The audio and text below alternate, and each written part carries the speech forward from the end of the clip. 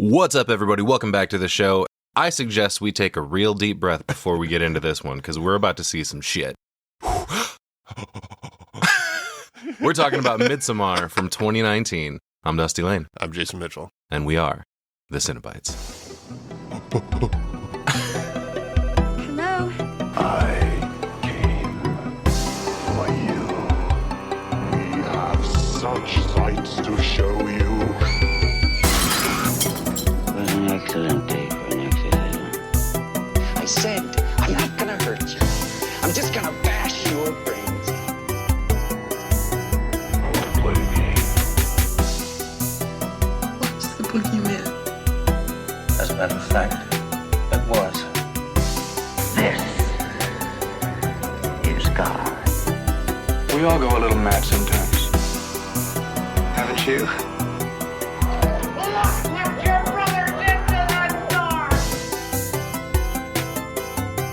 But sometimes that is better.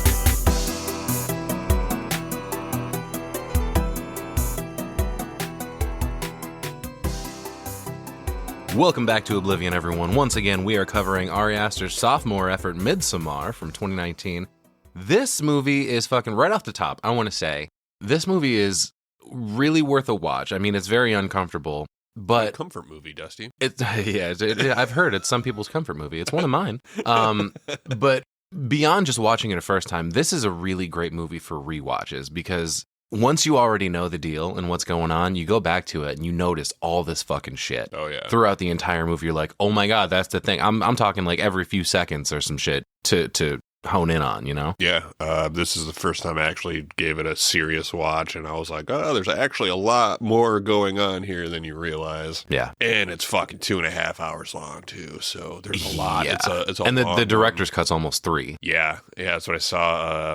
Evidently, the director's cut was an NC-17 rating. Yeah. They had to cut 30 minutes to get it down to an hour, which, man, hell yeah, but 30 more? Right. I could have dealt with it. I mean, it would have sucked taking notes for another half hour of movie, but at the same time, I think this movie earns it. It has an epic fucking feel to it the entire time. I would put this up alongside something like The Shining. Like, everything is epic from the jump, like this big score.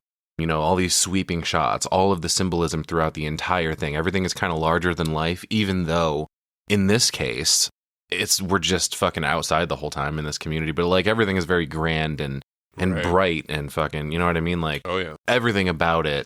I mean, it's a juxtaposition thing. I love fucking juxtaposition in film where everything you're looking at looks bright and cheery and happy and fucking colorful and fucking just sunlight's pouring over everything. But then all this shit going on in the background, you know? But yeah, this movie is directed and written by Ari Aster. Originally, it was pitched to him as like a straight up slasher set in Sweden, but he was going through a bit of a breakup and did a rewrite on this, and fucking you can see, you know, that coming through in this for sure. Studios here, we got Square Peg, Be Real Films, and A24, of course. Distributed, this was a co-production between the US and Sweden. So the distributor in the US was A24, and it was Nordisk in Sweden. Nice. Yeah, like you mentioned, this was almost an NC-17, but they cut it down to get an R. And yeah, the difference in runtimes, it's, you know, 140 to 148. There's a couple different cuts floating out there for the theatrical, apparently, but the director's cut, 171 minutes. Holy shit. Mm-hmm. That's a long fucking movie. Right. We're set in the Hälsingland province of Sweden, in the fictional Hårga community, which this was shot in mostly in the Budapest, Hungary region and a bit in the UK. And, you know, for a plot on this one, you know, this is just a classic feel-good alpine storybook fairy tale. You know, girl has a couple of rough days. She decides to take a quick little road trip to clear her head. She moves to the mountains, makes a couple animal friends along the way, and lives happily ever after as the May Queen. Yay! Yeah. Complete with a replacement Prince Charming. That's pretty good. No, seriously though, I very much get Wicker Man vibes in this movie. This is almost kind of an update, but more graphic and heavy by far. Hell yeah. So I mean, we have quite a cast list in this, but I mainly stuck with our main protagonists here, if you can call them that. I don't know. At the end of this, no one really ends up being good. Like it's all a gray area. Right. But of course, we've got Dani, played by Florence Pugh, fucking knocks it out of the park. This is another casting like Toni Collette in Hereditary, where she just fucking, the way that she emotes, the way that she fucking cries, like the screaming, the wailing, like she pulls you in and you cannot help but feel what she's feeling. Right. We've also got her boyfriend, Christian, played by Jack Rayner, who I think is undersold in this movie a little bit. I haven't really heard much out of him otherwise, but he fucking nails this role, like shitty kind of nothing character, bad boyfriend, bad friend. Right. But he's also sympathetic too. Like at the end of the day, yeah, he's a shitty boyfriend. Yes, he's a shitty friend, but he doesn't fucking deserve what he gets coming to him, dude. He's not like a straight up villain. No, dude, you don't deserve to get fucking, oh my God.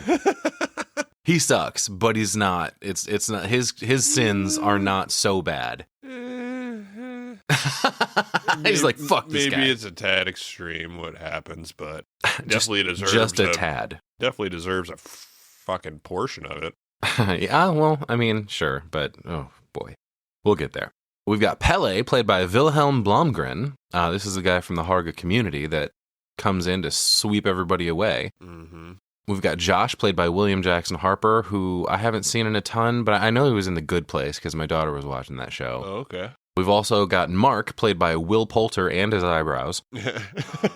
This dude's face is crazy. I've seen him in a couple of things. This character's super fucking douchey. Dude, he's the, he was in that fucking movie. He's like a meme. Like, oh, you guys are getting paid?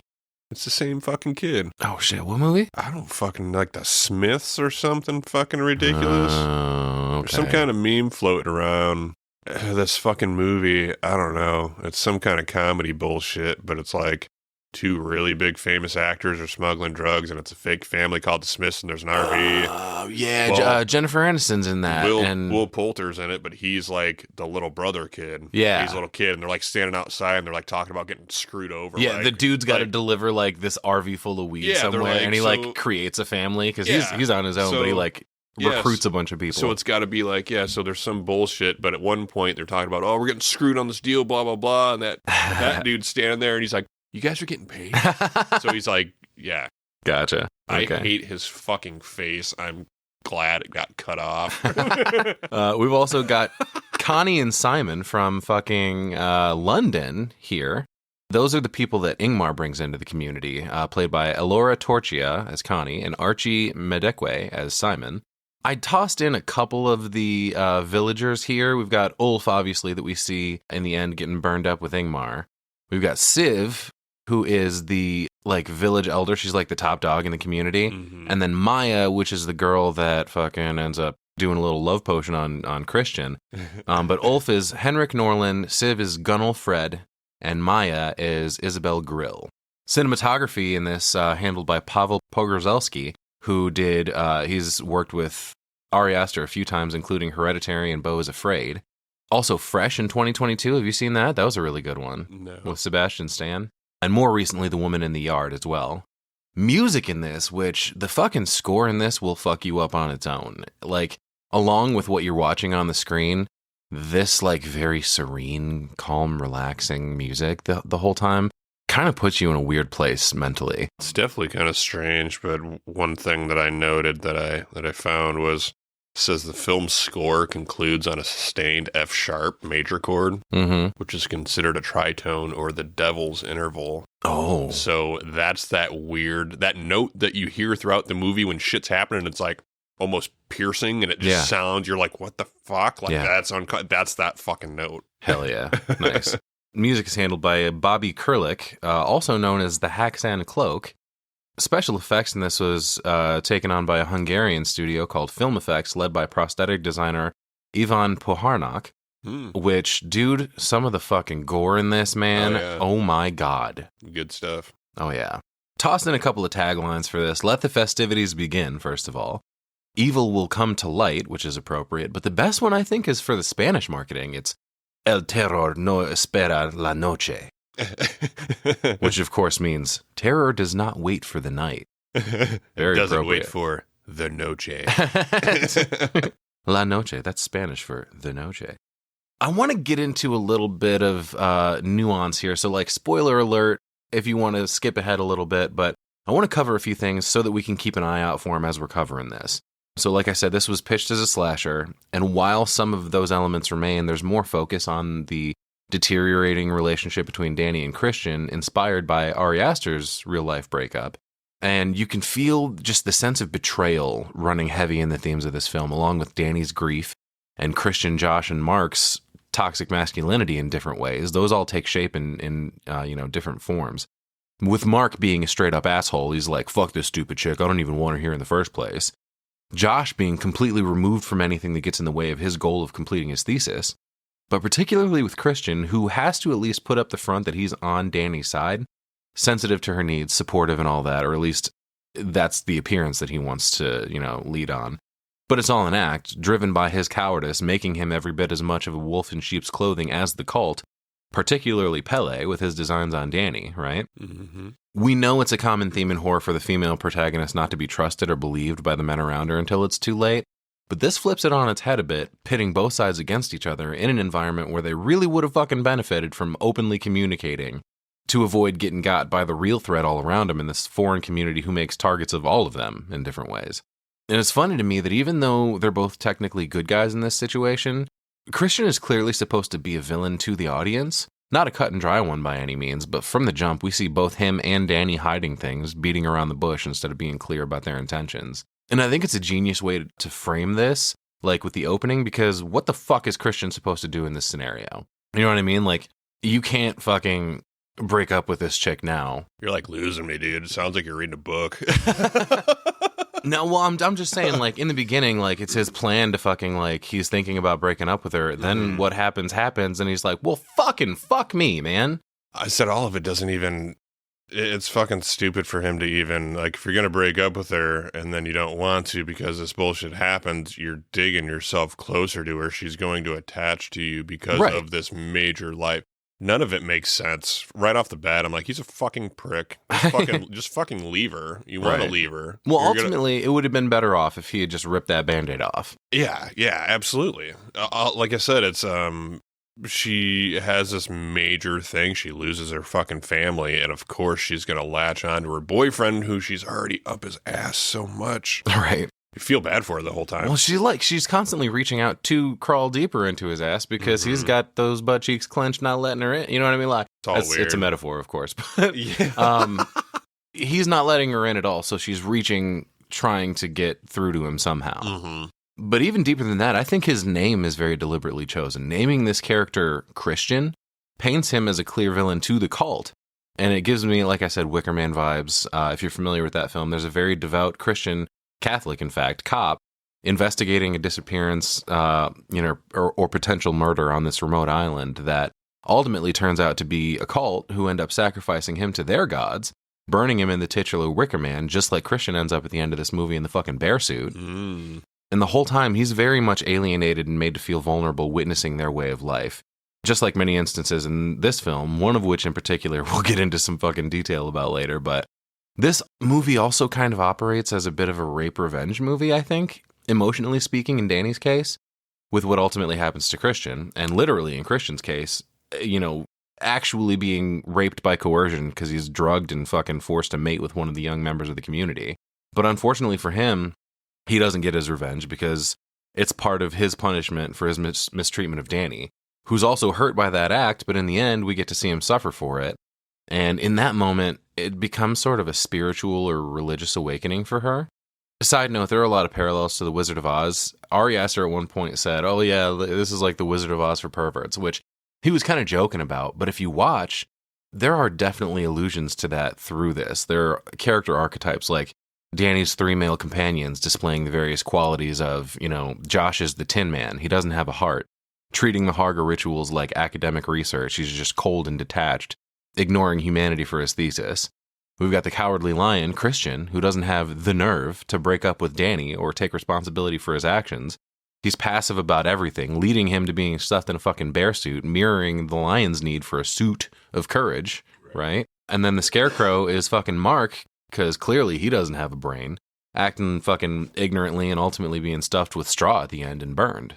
So I don't think this is like an allegory to for the Wizard of Oz necessarily, but there's definitely a lot of influences by that, as well as fairy tales. Like Dani loses her family at the beginning, but goes on to become a queen, a la Cinderella or Snow White. Lose one family, gain another in the Harga, who provide for Dani what she's lost in her emotional journey, in her, inability to connect with the people around her. Right. So, holy fucking shit. There's a lot to get to. Let's fucking dig into this thing. What do you say? I got a list of shit from the movie, too. Hell yeah. The film went from green light to release in 396 days. Wow. That's a big deal. I guess, we're not talking about filming for 396. I don't think. I think green light means, hey, we got the go. Mm-hmm. We're allowed to start actually working. So right. That's a fucking crazy turnaround time. Mm-hmm.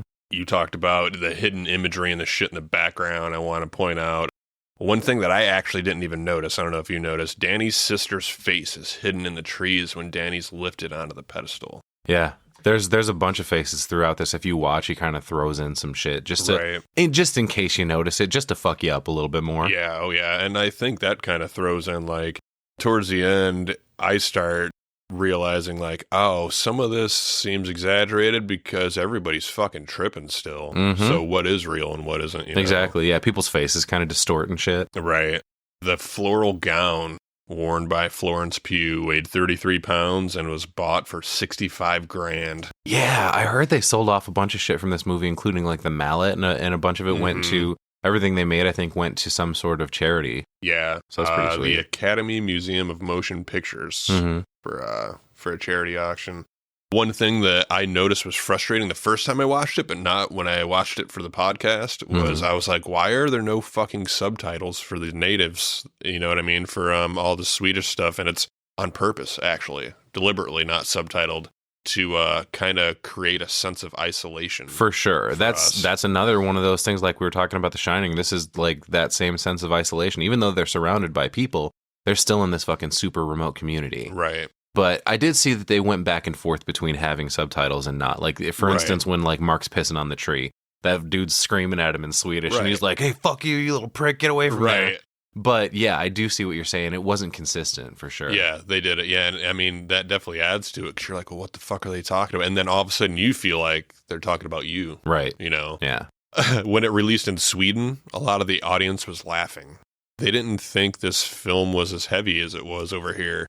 They thought it was more of a black comedy than a traditional horror, which is kind of interesting, because I don't get that at all. In my wrap-up of this movie, I mentioned something for a second, and I immediately went back on it, because I was like, there's not a lot of humor to be found in this movie, because it's very uncomfortable from start to finish. I mean, no, that's bullshit, dude. This movie's funny as fuck the whole way through. Yeah, there's some shit that stands out for sure. But I feel like what you're talking about is kind of like when Eli Roth, he showed the Green Inferno to like a tribe in South America, because I don't know, he just wanted to get their fucking take on it, and then they were fucking laughing the whole time. I think because, in the case of the Swedes, I guess this is supposed to be representing a remote community in Sweden, but like it doesn't reflect their culture. You know what I mean? Like Sweden as a whole, obviously. Or does it?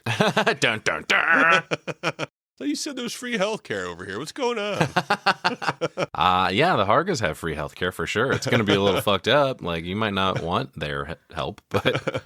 And then the last thing is the love potion. The period blood and the pubic hair are inspired by documented historical folklore. Yeah. So there's a little bit of truth to that. Yeah.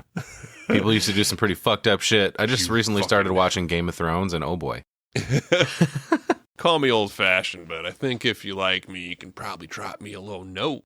Check, right. Check yes or no, Dusty. Apparently, you're not old-fashioned enough. Is the problem? Yeah, wait, call me a little new-fashioned. All right, so when I first tossed in my Blu-ray, which the difference in the fucking art on the DVD versus the Blu-ray in my set is kind of ridiculous. The DVD is just flat gray, and the fucking Blu-ray is all ornate with the fucking runes and symbols all over the place. Nice. But the menu's fucking crazy, dude. From the jump, it's showing a bunch of those murals that fucking, we see them all throughout the movie, on the walls, on the tapestry. Yeah, as I say, tapestry stuck yeah, because it's on the wall. I call it the main house where everybody's sleeping. Yeah. Where it's just a fucking shrine, kind of. Basically, but you hone in on that. You like dial into what is on the walls, and it's all fucked, man. can't believe nobody said anything about that one that was hanging. Like, oh, look, beautiful art. And it was like, this is obviously somebody trimming their pubes, falling into this thing. Yeah, we'll fucking get into that in a minute. But I just wanted to give a shout out to the Blu-ray menu because, like, it unsettled the shit out of me just before I even clicked play. Like, the music was playing, those images are flashing on the screen, and you're like, what the fuck am I about to get into? Right. But yeah, we start with this, like, really pretty harp choral music going on and an opening mural fresco depicting the events of the film from start to finish. We get, you know, a panel in 4 different sections. There's winter, which represents Danny's family's death, which even shows the fucking, like, hoses leading up to the face on the sister, and, like, she's propped up on the thing. It's real fucked up. There's a big skull up above it. The spring portion is, like, Pele up in a tree spying on Christian while he comforts Danny toward the beginning. So it was like he was watching them from the beginning to, you know, come and nab them. The summer portion is the group watching the fucking Adishtupa, and then fall looks like the May Queen dance. This is fucking wild that it's telling you exactly what the fuck is going to happen in the movie. Yeah. Before it even starts. Yeah, definitely. And then it separates in the middle and pulls back like a fucking theater curtain. And we get this woman singing in Swedish over just like snowy forest landscapes for a minute. We get a little nature montage. Right. And that calm is broken by a loud phone ringing. And with each ring, we cut in tighter to the town and eventually Danny's parents' house. They're the ones getting the call. It's late, so they don't answer. And we hear, Arter residence, which I think that's a cool last name to choose because the word Arter means great warmth of feeling or intense passion, fiery enthusiasm. So we see some of that reflected here. But Danny apologizes for calling so late. She's leaving a voicemail. But she's worried about her sister. Shit, voicemail? This is old school answering machine, brother. Oh, yeah, that's true. They fucking playing out loud. I was like... wow, I didn't even think about that. Yeah, this is a fucking, like, 90s... It's the first thing that clicked to me. I was kind of like, you guys have a fucking answering machine? No one's had one of those in 20 years. And then, you have a fucking landline? Like, what fucking... Okay, but hey, without it, you know how much worse it would have been if it was... Oh, I can't answer my voicemail. I'm dead. Right. But anyway. Can't talk, dying. Right. But no, the parents are sleeping, and we pan across some family photos, and we see this scary email from Terry, who is now not responding. Sleeping. Well, at this point, I think they are, because there's a shot of them, and you can see the dad's chest moving up and down. I thought it was already... No, not quite. Like, he's definitely alive. I couldn't tell with the mom, but his chest is definitely moving right there. So I gotcha. If they had fucking heard that phone call, just maybe, you know what I mean? I thought that was already done. Yeah, no, not quite. I think they were on the way, but not quite. Danny's trying to get through to her sister, but she's not responding.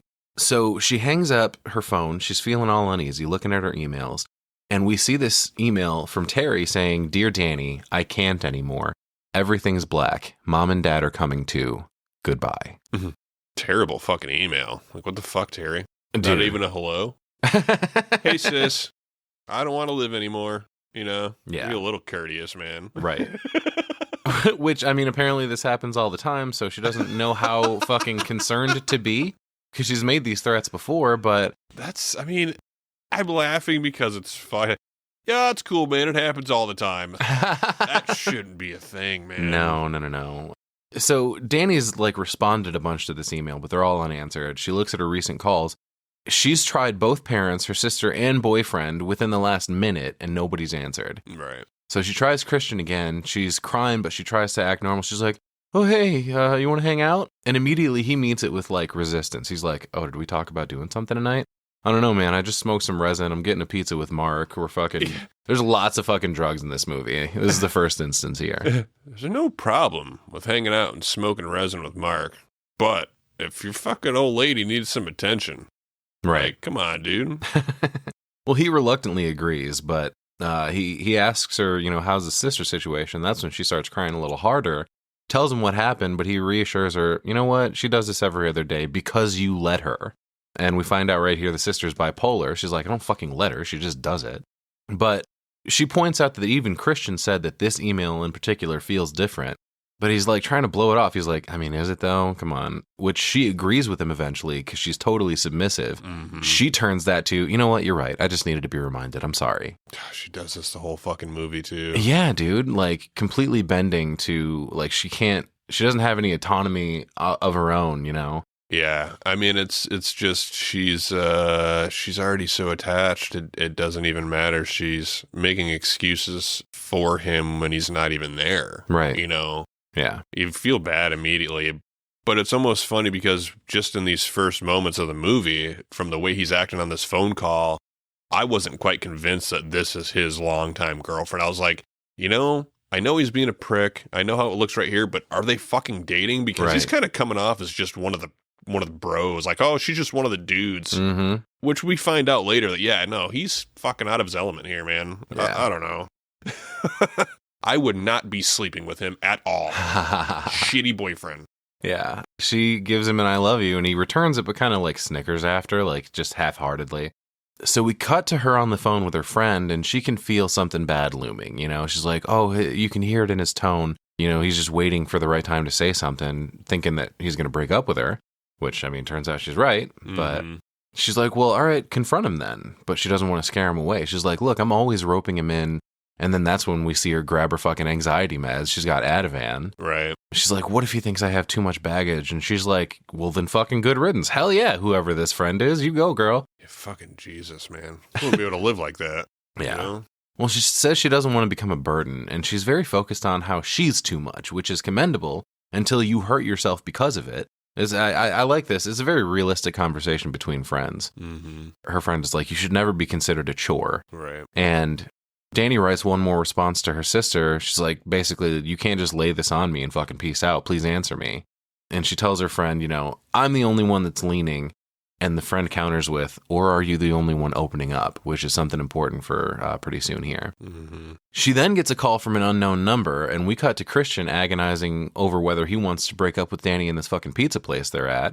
Listen, buddy, you better do it right the fuck now because you're about to not ever get another chance.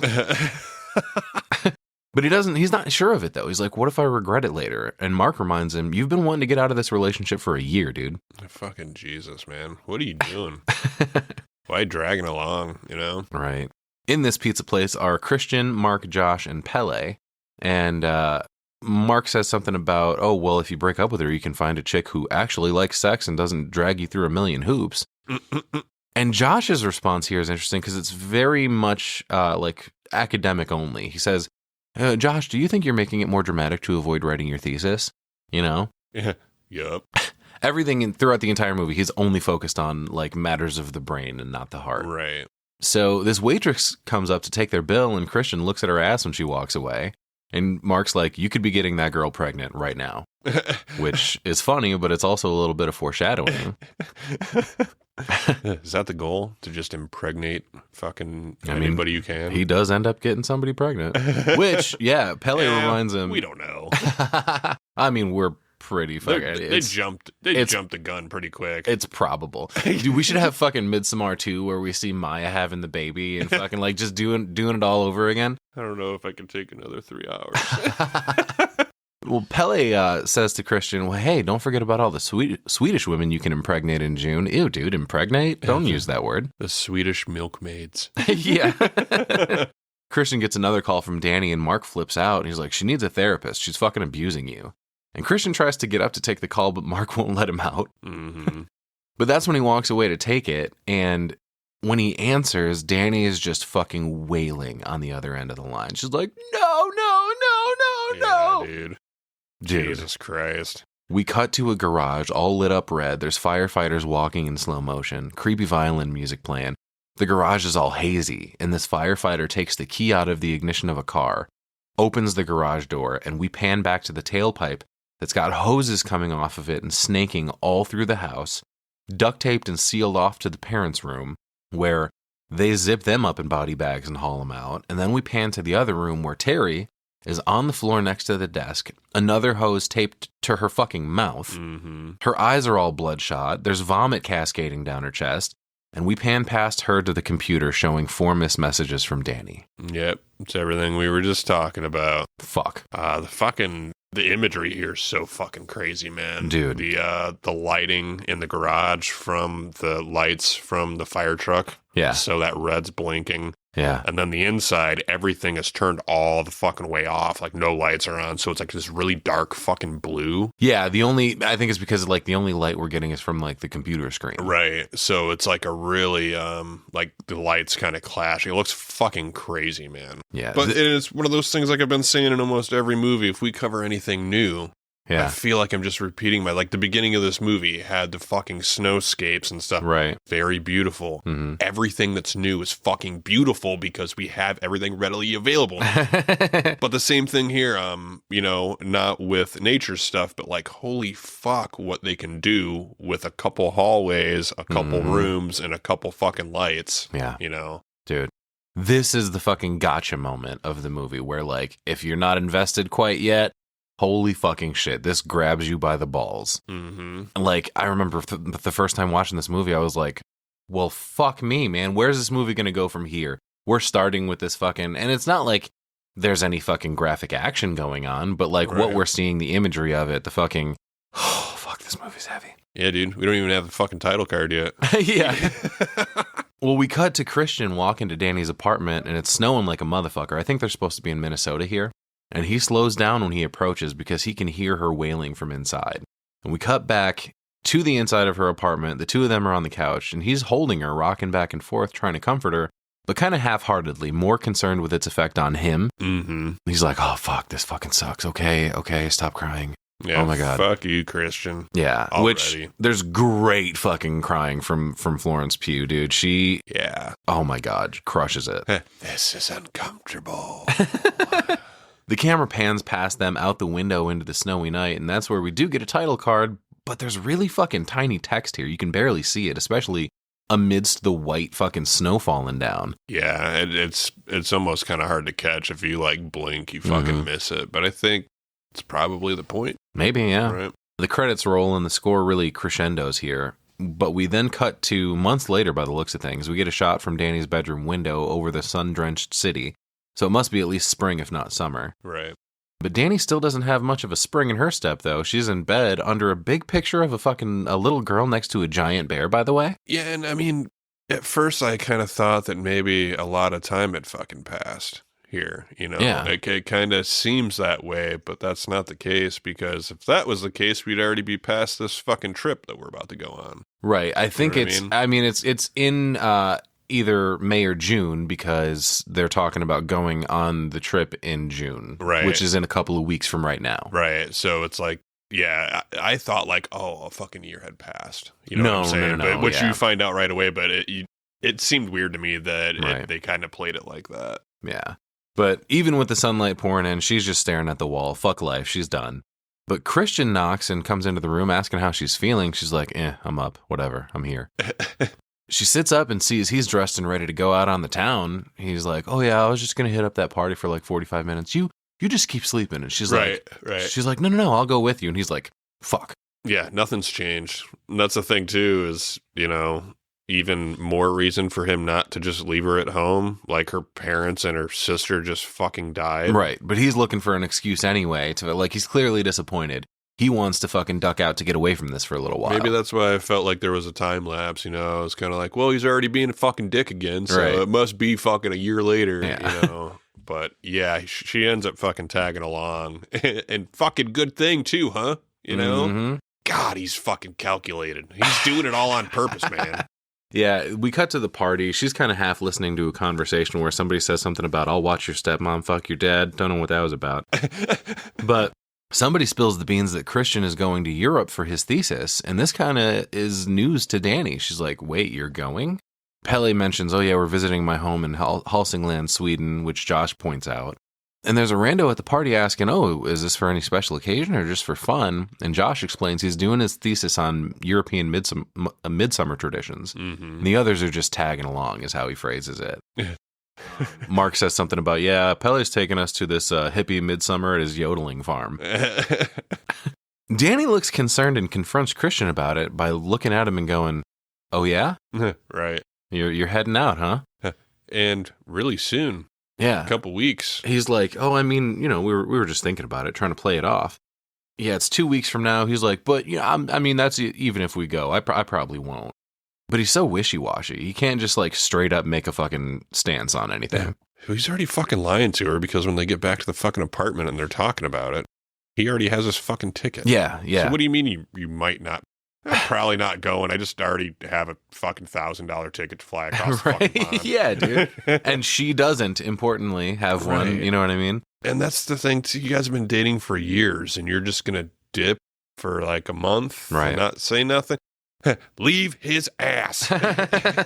I love this fucking silent car ride home, and she's just staring daggers at him the whole time. Dude, rightfully so. But when they come back home, she just stands there for a minute all pissed, and we get this great fucking mirror shot where Dani is up, we see her straight on by the door, and we only see Christian in the reflection of this mirror because he's like deeper into the room. Mm-hmm. But the camera is like in front of him, like he's behind the camera. Right. I love all the shots when someone's being dishonest about something in this movie.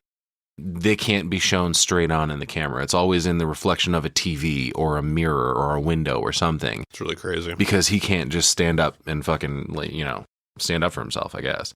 But yeah, he asks if she's all right. She's like, yeah, I'm fine. That was just really weird talking about the Sweden thing.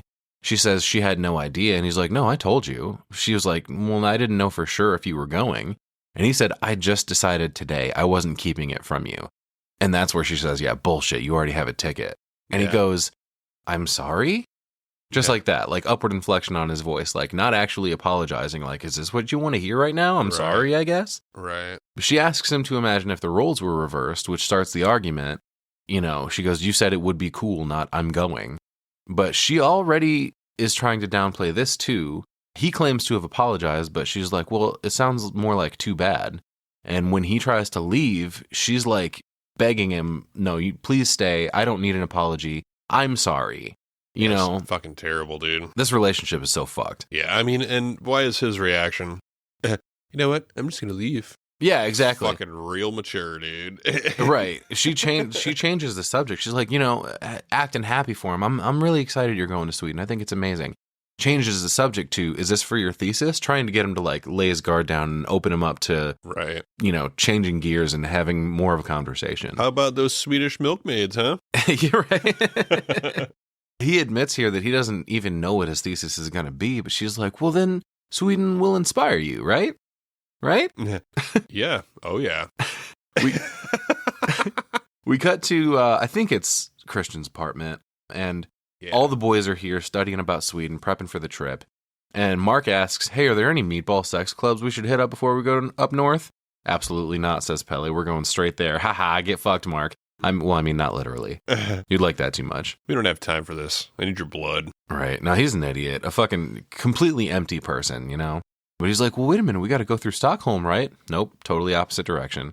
That's when Christian gets a text from Dani. She's coming up. And Josh asks, oh, should we clear all the Sweden stuff off the table? And interestingly, there's another instance where Christian is, obscured. We see him in the reflection of the TV here. He mentions to the rest of them that, oh, hey, by the way, I invited Dani along on this trip. She's not going to go, but act like you want her to go and act like it was even your idea. But trust me, bro, she's not going. She accepted, but she ain't coming. Yeah. But again, all of that is said off camera because he's confronting someone about something in a sneaky, underhanded way. Right. Oh, hey, by the way, Dani might be coming along on the trip. Okay, bye. Yeah. You told me to invite her, so this was your idea. Yeah. Just the whole thing. This is all dropped right as Dani fucking knocks, too. Right. He gets out the last word and she fucking knocks on the door. Yeah, exactly. Like leaving them no time to fucking react to it. Terrible fucking friend. Terrible boyfriend. Why even taking him to Sweden? Yeah. Well, we know why. Yeah. Pelle wants some. Mm-hmm. Yeah, he mentions that I invited her just to not make it weird. But Josh is like, so what, she doesn't want to come? He's like, no, I invited her and she accepted, but she's not coming. Fucking what? Does she have her ticket too? But you can see everybody in the room, like their buttholes are all puckering up, like, oh shit. But they all try to downplay it, like, oh no, it's totally cool. It's this fucking dude. He does this shit all the fucking time. Yeah, he argues like, guys, you know what she's been going through. So Dani walks in and she's like, well, Sweden, huh? This is going to be fun. I just want to point out that it's almost fucked for his friends because his friends act the way they do about Dani because of the way that he talks about her. Right. But then he's stringing her along and acting kind of like he likes her, but not. You know, he's playing both fucking sides. Yeah. Yeah, it's for not sure. fucking cool. It's fucking bad for everybody. Yeah, it's funny in this moment, but it's also super uncomfortable. There's an awkward ass greeting here. Yeah, dude. She's like, oh, hey, I guess I'm coming along, if it's not a bother. Oh, yeah, well, since you guys invited me, I guess I'll go. And they're going like, what the fuck is happening right now? Right. They're like, oh, no, it's totally cool. There's fucking more awkward silence. And then Mark breaks it fucking by asking Christian, hey, can you come to my room to look at this paragraph? Okay, buddy, that's not transparent at all. They walk off and she says hi to Pele, who sits up and actually engages her in conversation. He's drawing this really nice sketch of a table and he puts it away to make eye contact with her the whole time. Right. And they do some, hi's, how are yous. He says he survived finals, but she mentions, oh, well, I didn't because of all the bullshit that I've been through, but they're going to give me a break this year. Mm-hmm. We find out Pele is an anthropology student along with Josh, and he mentions, oh, you're in psychiatry, right? And she corrects him to, oh, psychology. That's how you know I'm nuts. And he's like, yeah, and the funny look in your eye, which is pretty funny. That's when Josh takes his cue to piece the fuck out and warm up his coffee. He's like, oh, this is uncomfortable. She tells him they'll be arriving in Sweden on her birthday, and he's like, oh shit, fucking A, happy birthday, that's awesome. Sweden. And he tells her about the crazy 9-day festival his family's doing. There's lots of pageantry, special ceremonies, and dressing up. He's like, you'll probably think it's pretty silly, but it's like theater. And that's when we find out Pele's from a commune, where he shows her some pictures of a bunch of girls in white dresses with flower crowns. Apparently they're made special for every winter and summer solstice. Very cool. Yeah. And he explains everybody does everything together. Oh, everything. What's the symbol, dude? Start seeing these fucking symbols and shit. All the runes and shit. Yeah, dude. Mm-hmm. Pretty cool. Yeah. All these runic alphabet, runes. all this stuff's all over the place. Yeah. And then the May Queen, Yeah, we see last year's May Queen. And then, man, let me tell you, get you a man that looks at you like Pele looks at Dani here. His eyes are so warm and expressive, and you can see that he's just beaming looking at her while she's looking at this picture. Like, he's fucking into her already. He's like, I'm very glad you're coming. And this is the first time we see a legit smile on her face. Mm-hmm. And he goes, I never had a chance to tell you, but I was so very sorry to hear about your loss. I can't even imagine. I lost my parents too, which is a very different thing from Christian. Like, he's not relating to her in a personal way at all, but he's trying too hard and she can't fucking handle it and walks away. I was going to say it's too fucking fresh still, I guess. Yeah. Well, yeah, like we said, it's only been a couple months. Right. Yeah, get it for sure. The transition here, dude. Yeah, it's fucking sick as shit. Fucking cool. So fucking clever. Hell yeah. Essentially her getting up from the couch talking to Pele. Yeah. There's a cool overhead tracking shot. Right. Into the door shutting, which kind of snaps her into entering the airplane bathroom crying also. So she's still struggling. Yeah. It seems like they built basically for this set, they put the airplane bathroom on the other side of the wall of the apartment. Right. Yeah. So she opens the door to go into the bathroom and immediately it transitions. We hear the sound of an airplane even when the transition happens. And all of a sudden she's just sobbing in this fucking airplane bathroom. She's a fucking wreck, dude. Yeah, fuck. I mean, I get it. I lost both my parents, but man, is she a sad girl. Yeah, definitely. Great fucking crier. I love Ari Aster his casting as crying girls is fucking amazing. So she walks back out to her seat, and we get another shot panning out the window, overlooking Sweden. Apparently, they're beginning their descent. And here's where the score ramps up as we cross past this plane of glass. And we hear the wind rushing and the camera starts shaking all of a sudden. It's fucking turbulence. Right. There's a huge focus on air and breath in this movie. And we cut to a car ride where Mark is drooling about some girls on the street. And he's like, oh my God, why are they so hot here? Fucking tell me. And Josh explains, well, the Vikings' propensity for raiding and pillaging, bringing all the best women back, which is kind of a spoiler alert. Like, that's what Pele ends up doing here. Yeah. Fucking nabbing Dani, But Mark's like, oh shit, Christian, you can do your thesis on that, on the fucking Vikings crafting, fucking breeding all the best looking women. Shit, yeah. Which Dani's not excited about. She interrupts. She's like, how long is this car ride? Fucking 4 hours, dude. Yeah, damn. I don't remember that being discussed. Oof. Mark bitches about that, and then we get this sick shot of the car from above, and the camera turns upside down as we cross over into their lands. Like, everything's different now. Right. We're crossing the threshold here into another world. And there's another upside down shot as if we are the car driving past some trees, but then they cross under a banner for Hälsingland. Willkommen, bienvenue, welcome, come on in. But the camera corrects itself in the clouds and we see another sign for the community. But we stop for a bit in this nice idyllic field to take a fucking drug break. That's what I kind of said, like, dude, got this long, far ride. You know what? Let's stop and get fucked up in this field for a little while. Let's fucking start tripping, yeah. No, dude, even I know. Well, Pelly tells them they're not quite at the community yet, but we're going to stop here first. There's already a bunch of people in the field that call out to him, and he's like, oh yeah, these are all younger people from my village. They're also returning from their trips outside, so like all coming back from Rumspringa, basically. Mm-hmm. Okay. This must be the decontamination. Fucking get all the English off you. Get your mind right. Wipe your feet and come in. Nice. But he introduces his friends from America in another nice tracking shot through this pretty field, but Mark can't stop complaining about the fucking bugs. And that's when Dani and Christian walk up, and they've got their arms around each other, and that's when a dude yells across the field at Pele. They come greet each other with a nice big hug, and Pele calls the others over and introduces his brother, Ingmar. He goes, yeah, we were best friends since we were babies. So here's my question. Are they actual brothers or like street brothers? Like fucking, what's her face? Francine asks Pete and Dawn of the Dead. Oh, yeah. What do you mean brothers? Like actual brothers? Because everyone kind of, references each other in this as family in one way or another, whether they're like that closely related or not. Right. We'll get into more of that in a minute. But in the background, we see it looks like fucking Ingmar brought some people too. This is Simon and Connie from London. London? Ingmar says they showed up at just the right time. Guess what? We all just took mushrooms 5 minutes ago. Yeah. Yup. Mark's vaping and he grabs the bag. Fucking lots of drugs in this movie in various capacities. Pele asks if they want to join or lay back for a bit, but Mark's like, fuck that, let's go. And Josh agrees. That's when Dani says, I think I'm going to hang back. I want to find my footing first. And Christian's like, oh, that's totally okay. You don't have to take him at all if you don't want to.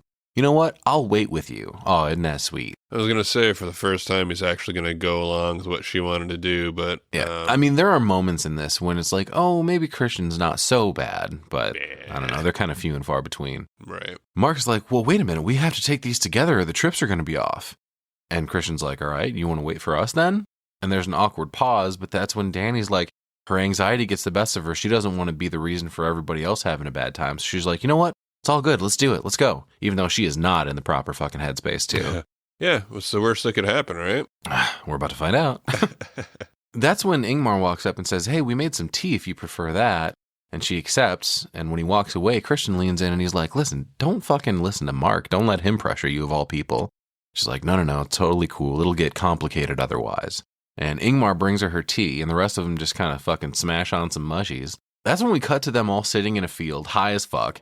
Christian looks like he's having a mild freak out, and Mark's staring up at the sky like, what time is it? Yeah, dude, he's fucked. Well, somebody answers 9 p.m., and he's like, what do you mean?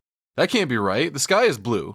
And they explain, oh no, it's Sweden. It's the midnight sun. It's all good. He's like, that feels wrong. I don't like that. Yeah, I'm not okay. Yeah. I don't want new people right now. Yeah, dude. Christian looks up and he's like, oh, fuck. It's a new person. Bunch of fucking noobs. Yeah. Mark says he doesn't want new people right now. And Pele's like, no, Mark, new people are good. But this dude, like, they're freaking out about this guy coming and he just walks by all happy as shit. And he's like, hey, how's it going? Yeah, dude. Pele is super chill. He's just fucking... I'm like laughing at him. He clearly has more experience than anybody else with this shit. This is his normal life. Can you feel the energy coming up from the earth? Yeah. Dusty, have you ever been so high that you've seen the grass growing through your hand? I have not. I have. Hell yeah. Mark freaks out. He's like, I'm going to lay down. Can everyone else lie down too, please? Josh, will you lie down, please? Yeah. I'd be like, shut the fuck up, man. You're killing my trip. Yeah. That's when Dani looks down to see the grass growing through her hand, which I think that would actually be pretty sick. Like, oh, I'm becoming nature. Awesome. You gotta be in the right state of mind. Otherwise, that shit'll freak you out, too. Mm-hmm. As long as you know that everything that's happening isn't real, right, you're usually fine. It's when you start questioning, oh, what the fuck? Why is this happening? Right. Oh, my God. I'd be worried about it, dude. It kind of scares me. Like, I kind of want to try mushrooms, but then at the same time, it's like, you just gotta I don't know. with it. I don't know. Yeah. Being a crazy kid, I wouldn't fuck with it now. Right. There's these crazy effects here, too. Like, Pele mentions the trees are breathing. Nature just knows how to instinctively stay in harmony. And that's when Mark's dumbass says, you guys are like my family, and boom.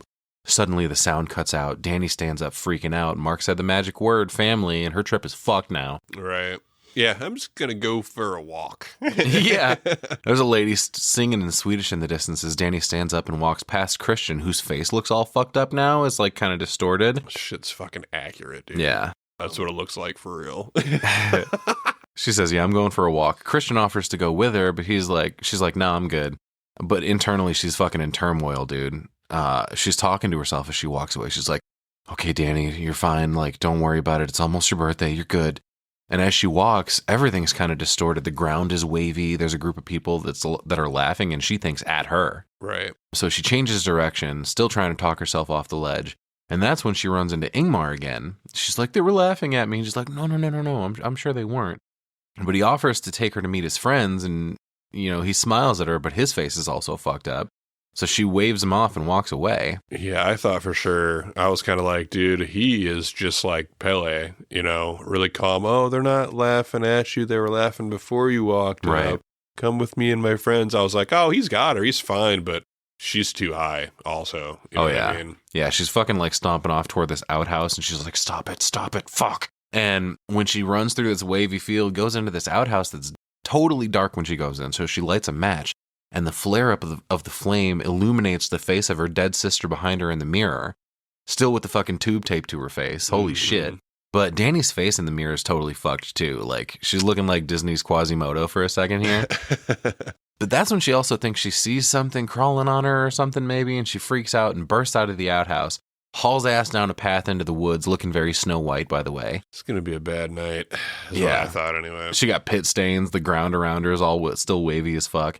But then that finally cuts to black, and we get a vision of Dani's parents and sister sitting on the couch in the flashing police lights.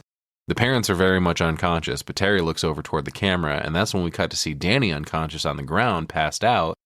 Christian's waking her up. Apparently she's been out for at least 6 hours. He says they found her 6 hours ago. Fucking better than her awake having a bad trip, I guess, but I was kind of like, are they even going to find her? Dude. You know what I mean? She just went running and then kind of blacked out. Right. Is what it seemed like. So glad everything's okay from that. Right. You know?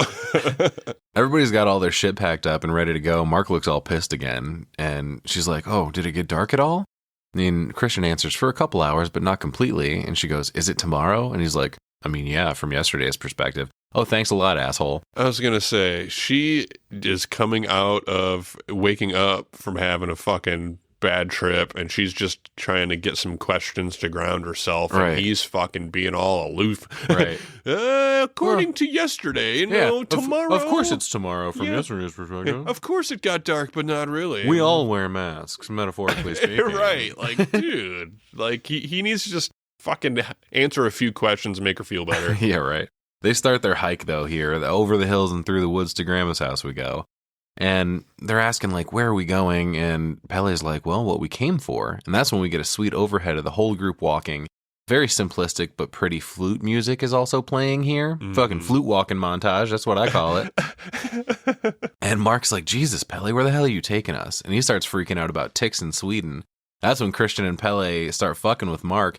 Oh, yeah, Sweden actually has a huge tick problem. You're probably covered in them already, dude. Right. And Pele points out, last summer, there were a record number of people who got tick-borne encephalitis. What the fuck, man?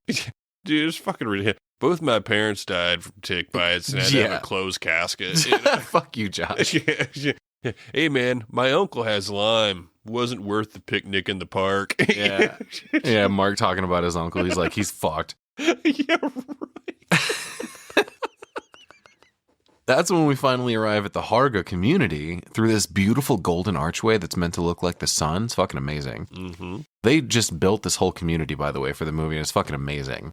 Dani's absolutely mesmerized as she walks in, and rightly so. This place is gorgeous. Like, there's just cabins and smoke rolling across the field and fucking mountains. That's where we find out the music that's playing is actually diegetic. It's being played by people on flutes just standing there fucking, it's the welcoming party. Yeah, dude, I thought it was just music added into the movie. You know what I mean? For the fucking, like, some kind of background music. And like, no, there's like 4 people standing there playing. I thought they were flutes. I think they're fucking recorders, dude. It's some kind of flute for sure, but there's a lot of love as we look around and see people greeting each other with like their hands on each other's necks and shit. Necks, not throats. Seems kind of like unreal, you know, like a little too nice. Yeah. Kind of eerie. It's a little whimsical too, like the weird asymmetrical designs on these cabins and shit. They're all like slanted, like tilted toward the ground, basically. There's a bunch of A-frames too. Yeah. What's the deal with that? But Pele's like, here we are, the tranquil and majestic Harga. These are my family. And we pan around. Everyone's all dressed in white except the people that just arrived. And we talked about this in the fucking Opus episode. It's never a good sign when everyone's dressed alike. Fucking abort. Right. Yeah. Mark's like, we're stopping in Waco before we go to Pele's village? Yep. Kind of feels like it, don't it? Yeah. It does look really nice, though, dude. Like I said, there's fucking cows just wandering around, munching on some hay. And then we see this fucking enormous cross in the distance that doesn't look ominous at all. Really lovely. There's a group of kids that walk up to give him, like, a welcome gift and take their bags. And that's when Pele walks up to introduce his sister, Dani.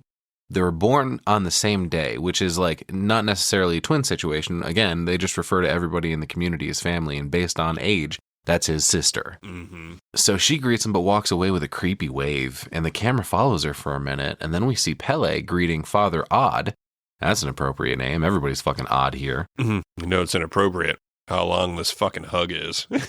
Yeah, they fucking, really long, warm embrace to greet each other. I'm kind of like,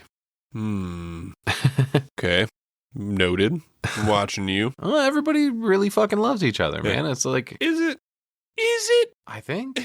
Or... I mean, from their perspective, yeah. I mean, I mentioned everyone's odd here. Not to them. I mean, it's a cultural thing, like Christian points out later. Is the long hug because he's the father? You know, like the church father? I mean, he's automatically rapey? he's like one of the elders in the community. Is he going to diddle you because he's the fucking priest? Stop it. Or is it because he's happy because you brought him some little sackies? I mean, yeah, that too. You lost your pants license, man. They talk Swedish to each other for a moment, and then Pele introduces everyone. Odd shakes all the boys' hand, but then hugs Dani. He goes, "I'm so glad to have you." Pele has an immaculate sense for people. Yep, only bring home the best. She says, "I like what you're wearing." And he's like, "Oh yeah, my frock, quite girly, yeah?" He explains it's a tribute and respect of Ymir and nature's hermaphroditic qualities. So the balance between masculine and feminine in nature, you know. Mm-hmm. That's when Josh pipes in with his book learning. He's like, I think the Saki saints do the same thing in Brajbumi. Everything he says is some sort of academic reference, no soul. Father Odd totally ignores that and tells him, hey, whatever y'all need, we'll accommodate you. Guess what? Today is all festivities, but tomorrow the official ceremonies begin. And boy fucking do they. He thanks Pele and walks away. And Mark's like, that guy has a very red face. Oh, good, Mark. Let's start in on the insults as soon as possible. Right. Christian asks if they're supposed to eat the berries they were handed, and that's when they all look across the field to see a bunch of girls in white dresses running over toward that big cross that we now see has a big, like, meeting circle in front of it. Mm-hmm. And Mark vapes as he walks. It's important to see him fucking, like, already kind of disrespecting the community. Right. But that's when the elder Civ, female, greets everyone, making her opening speech, and Josh asks Pele if he can take photos, and he's like, yeah, do it, but, like, be discreet. Right. That's when Civ switches languages, welcoming the non-Swedish speaking people. Welcome to Harga and happy Midsommar. It's been 90 years since our last great feast, and it'll be 90 years before our next. Damn. Holy shit, so this really is a once-in-a-lifetime experience. Right. She says, what poetry that it's now the hottest and brightest summer on record. And here's where I noticed everyone's standing the same way, facing Civ, all holding something up with their right hands. Oh, wow. She goes, we already have so much to give back, and so, without any further blathering, let's raise our glasses and let our 9-day feast commence. Skål! And she raises a toast. I love the platform they're standing on. There's more sun imagery on it. And I noticed a bunch of stools spaced around the outside of this thing, all with a different village elder seated on it. Mm-hmm. Everybody drinks, and we cut back to see our main group. Mark's still vaping, not giving a fuck. Josh is invested, but only through the screen of his phone, not being discreet at all about taking these pictures, by the way. Right. And only Dani, Christian, and Pele are giving the moment the attention it deserves. And we cut to a severely inbred kid named Ruben doing a crazy finger painting over to the side. The hills have eyes, lady. And we watch as Civ grabs a couple torches and does another tribute. She walks up to an older lady and says, she hands her a torch. She goes, "This is my fire, no higher, no hotter." She moves on to another dude, does the same thing to him, a very old man. She all of a sudden gets infected with the Holy Ghost and fucking claps her hands and screams in Swedish, "Spirits, back to the dead!" Adavante dirty! We cut to another young girl in the village, a redhead named Maya. She fixes her hair in the mirror looking nervous about something, and then steps back. Thought. Yeah. She almost had to psych herself up to come outside. Yeah, you know? exactly. She does this very specific inhale or exhale inhale thing that we see throughout the movie, and walks out the door. She does like this very strange. Yeah. We see it all over the place in this at various points. But there's this weird symbol on the door she walks through, and then she joins this fucking conga line of kids all running, holding hands and doing this fucking like tribal ululating thing, you know? Mm-hmm. And our group is sitting on the ground watching with Pele, Ingmar, and Connie. That's when Pele suggests they all join, and Simon walks up with a couple of drinks, hands one to Connie, and asks what the kids are playing. Skin the Fool, it's called. Keep that in mind. Cool. Simon leans over and kisses Connie. It's a very sweet moment. And then suddenly Christian gets kicked by one of these kids running by, and it's Maya. Mm-hmm. Wonder what that's about. Oh, you know what that's about, Dusty. She looks back at him and gives him the eyes, you know. We pan around to see Dani not enjoying that, but Christian's all about it. He's like, "Hey, Pele, can anybody just join in?" And he's like, "Yeah, Christian, you're an American. Just jam yourself in there." So all the boys run off to join. And when they leave, Pele takes the opportunity to say, "Hey, Dani, happy birthday." Oh, which is something Christian has not done yet. Right. And Pele hands her this lovely drawing of Dani with a flower crown on. Damn, dude. He says, "Oh, it's just something I do for birthdays. No big deal." But seems pretty nice right now. Yeah.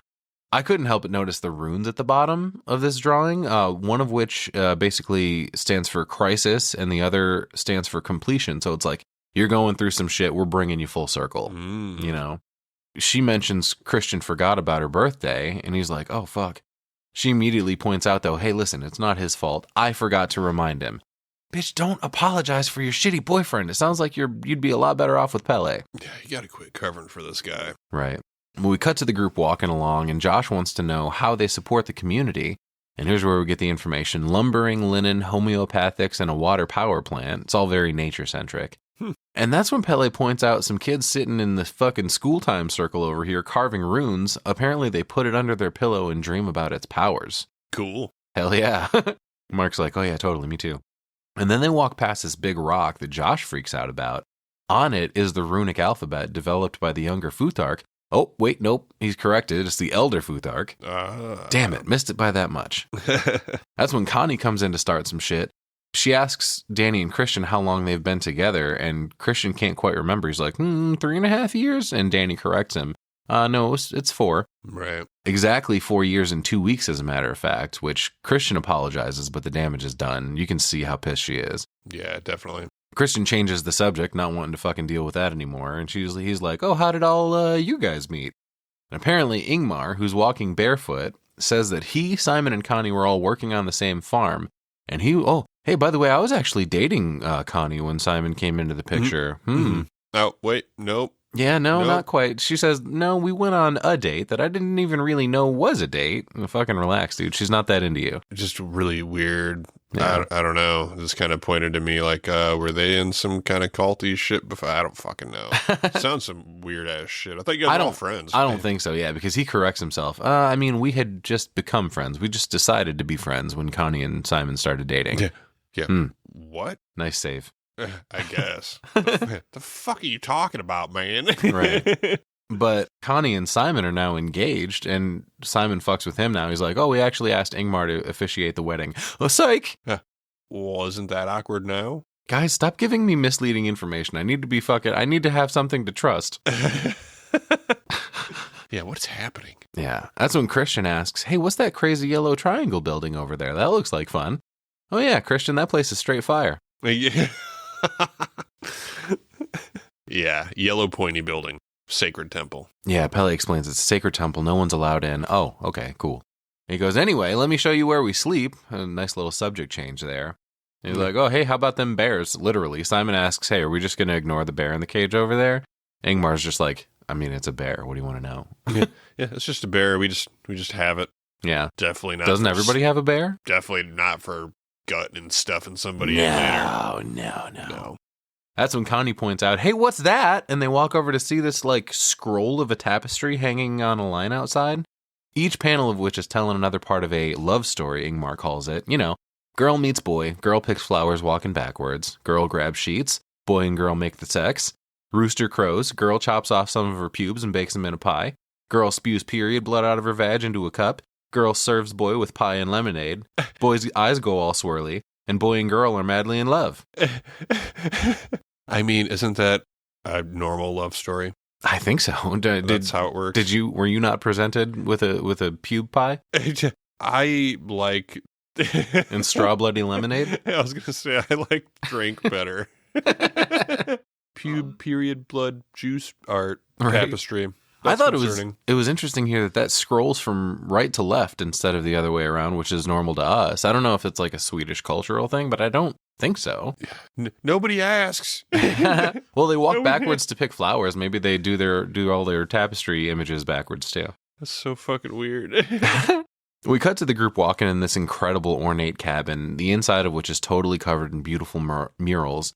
High ceilings, you know, everything's all over the walls, and Josh looks up like, oh, it's like in the scripture. Yeah, oh yeah. Pele asks what they think, and Christian's like, my God, it's like another world, and it really is, dude. Everything's laid out in nice, clean lines. Looks a little too perfect, honestly. Right. There are like 20 or 30 beds all around the perimeter of the room, and that's where we find out all the younger people sleep here until they're 36. Yeah, what? Fucking what? That's old as fuck. You're telling me I would have been in there until 2 years ago, sleeping on this shitty little twin bed with dozens of other people? Fuck that and fuck you. No, thank you. Whole bunch of crying kids, dude. Yeah, dude. Oh, fuck. Fuck that. Pele explains after people turn 36, they move to the laborer's house, meaning, on the other hand, you don't have to work until you're 36? Okay, Harga, I see you. I mean, it's too late for me, but I can definitely see the appeal.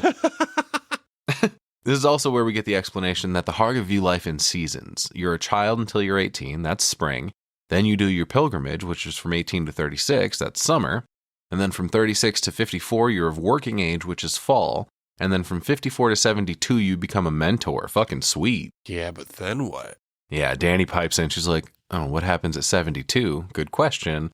That's when Pele looks over at her and makes a cutting motion at his neck. And she laughs, but he doesn't. So that's where Christian points out there's not a lot of privacy here. And Mark's like, yeah, where do you go when you need to jerk off? Yeah, no fucking privacy. Mark, you are a jerk off. He also mentions, oh, especially with these dicks all over the wall. There's a lot of dicks in here. What's going on with that? There is, yeah, for this being a child's sleep spot. Right? I don't fucking know. Dani walks off to leave the boys to their conversation, which is good timing, because she walks up to this wall that's filled with pictures spanning 30 years at least, each one of a different May Queen from over the years. Again, very Wicker Man. From every 90 years? No. Okay, so here's the thing. They do this this feast that they're doing every 90 years. It's a very special ceremony. Every year they do the May Queen thing. I was like, holy fuck. Yeah. So we get a conversation over off to the side, like a little secret chat happening between Christian and Pele, who is reminding Christian that today is Dani's birthday, and he fucking like puts his head in his hands like, oh fuck, I forgot, god damn it. The fuck? And Dani interrupts this, saying, oh hey, are these the May Queens?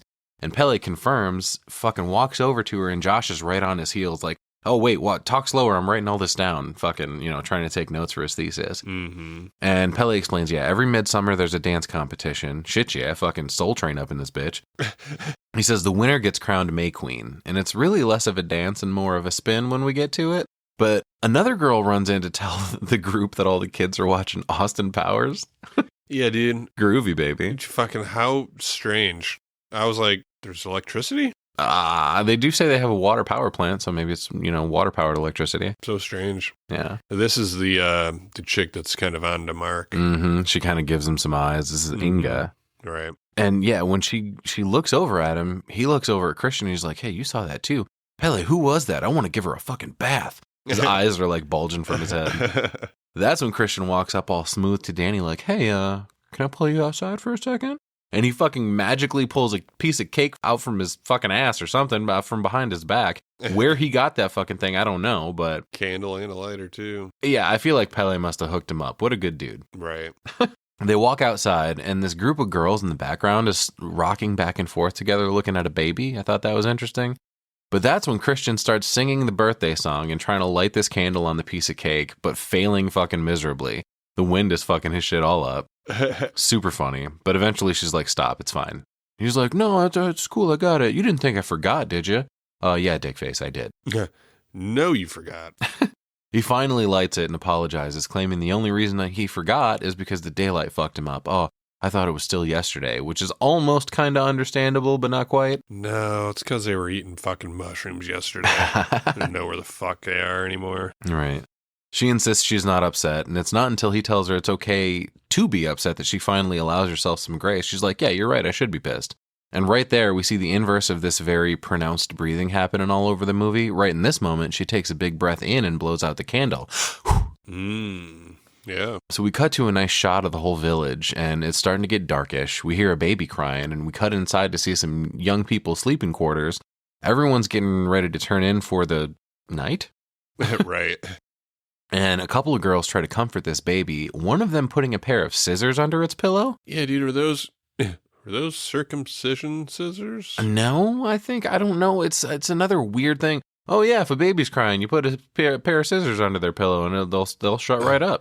I thought there was something weird going on because this baby was crying and they were holding it, but it didn't look like a real little baby. It looked like a fucking 2-year-old or something, I thought. Huh. And then the scissors didn't look like normal. I don't know. They look like something from a surgery table or something, I thought. That or like an old school style pair of like salon scissors like or whatever. Forceps or fucking, you know what I'm talking about? Yeah, forceps. Yeah, they looked a little weird, so I was just kind of like, hemostats. You guys doing something weird with that baby? Like, maybe that's why the motherfucking baby's crying? No, maybe that's why he stops. Like, maybe they just hold the scissors in his face like, you better shut the fuck up, baby. Like they just... I'm going to use these. maybe they just snipped him or something. I don't know. I don't know. I think it's weird culty stuff, dude. You don't know what they're doing. Super weird culty stuff all over the place. Pele tells them all to get their beauty rest. Tomorrow is the big day. Fuck yeah, it is. You don't even know. It's fucking anti-stupa. Close enough.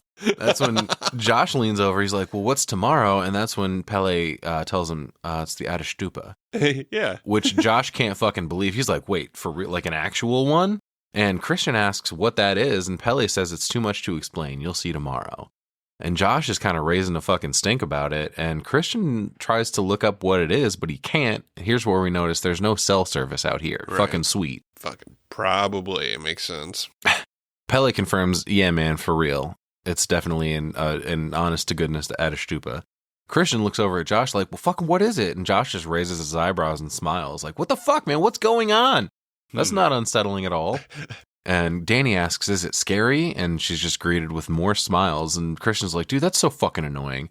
That's when Mark asks somebody to check his scalp for ticks. Nice. It's a little late. It's been hours later, dude. I would have done that shit immediately. That night, when it actually gets dark, Dani sits up not able to sleep, and she scrutinizes one of the murals on the wall, and it's of this dude just cutting his wrists and bleeding all over the place. Was it his wrist or his hand? I thought it was what was about to happen tomorrow. No, it's his wrist. He's he's like got a gaping hole in it. But we do cut to the next day when a bunch of the women in the community are wringing out sheets. Some kids go running by. There's a lady singing while people do Tai Chi. It's pretty sick in this place. Yeah, I think somebody's out here praying or something. There's some weird shit going on again. Yeah, we cut to a big table that's laid out in the shape of a rune, right in front of that yellow triangle temple no one's allowed inside. Right. And everybody comes to sit at it while the singing continues. And Mark's like, hey, somebody should tell those girls they're walking stupid. And we see a group of girls picking flowers while walking backwards. Wait a minute, where have I seen that before? And everyone's silently standing at this table awkwardly until Christian asks Pele, hey, how long do they typically stand? And his answer is, oh, we stand until it's right to sit. Oh, okay, yeah, sure. Makes sense, huh? And Dani walks up and gives Christian a little bouquet of flowers she picked while walking backwards. Man, looks like she's fitting right into these customs, huh? Right. A kid walks over and rings a bell all of a sudden, and that's when we see these two elderly folks, the ones who were given torches earlier. They walk up to the table, still not a word from anyone. They walk to the head of the table and sit down, and after they do, everyone else does. And that's when Josh leans over to Pele and asks, are those the ones? Like for the Atastupa? And he's like, yep, it's them. And I think the lady looks pretty good for 70. She kind of looks like Flo Pugh a bit. Yeah, she don't look too bad. The other dude looks pretty old, though. Oh, yeah. Are we supposed to be getting the sense, though, from this that, oh, hey, that could be Dani and Pele one day? Oh, yeah, maybe. Sure. Finally, everybody picks up their silverware, like, in order. And Mark's like, oh, man, I'm so hungry. It's like they're trying to make it gross. Oh, they are. But that's when we look over across the way to see Inga staring right at him. Uh-oh. We cut to Maya giving, she's like carving a rune into a rock. Right. As another girl explains that everyone helps raise the babies. This one in particular's mother is on her pilgrimage. And then we cut to another extremely silent moment when suddenly the old couple stand at the head of the table, the woman saying some sort of incantation in Swedish, and at the end of which she does that sick blood incantations. Yeah, and the man follows. I like the fucking voice on this dude. It's a very, like, rich, deep voice he starts, doing his incantations in. They repeat this a few times. The lady claps. There's some more spell casting going on, and they finally both do the breath thing at the same time and just kind of stare at each other for a while until Civ raises a glass and fucking, the toast to the rest of the table. But there's something going on behind this old woman's eyes. She's kind of tearing up a bit. It's because she knows what's about to happen. Mm-hmm. Everyone does their shots, and the elderly couple sit back into their chairs where they get carried from there by a bunch of dudes wearing blue and straw hats. Mark's like, oh man, I'm whooped. I don't want to follow everyone. I'm going to go take a nap instead. Oh, but you're going to miss out, dude. Right. Yeah, I was kind of like, man, something bad's going to happen to him for sure while he's off alone. Yeah. I thought. I got that sense too, but that's when Connie asks, hey, where are we going? Connie, don't ask. You don't want to know. Just come see the show. We cut to the whole community gathered and staring up into the sky at something, and there's one dude in particular focus here holding this comically huge mallet. Yeah, dude. Big hammer. Wonder what that's for. Love big hammers. And then we cut up to see this old couple finally arriving at the top of this cliff, and we get a great shot. Like, it's just this very stark white rock face.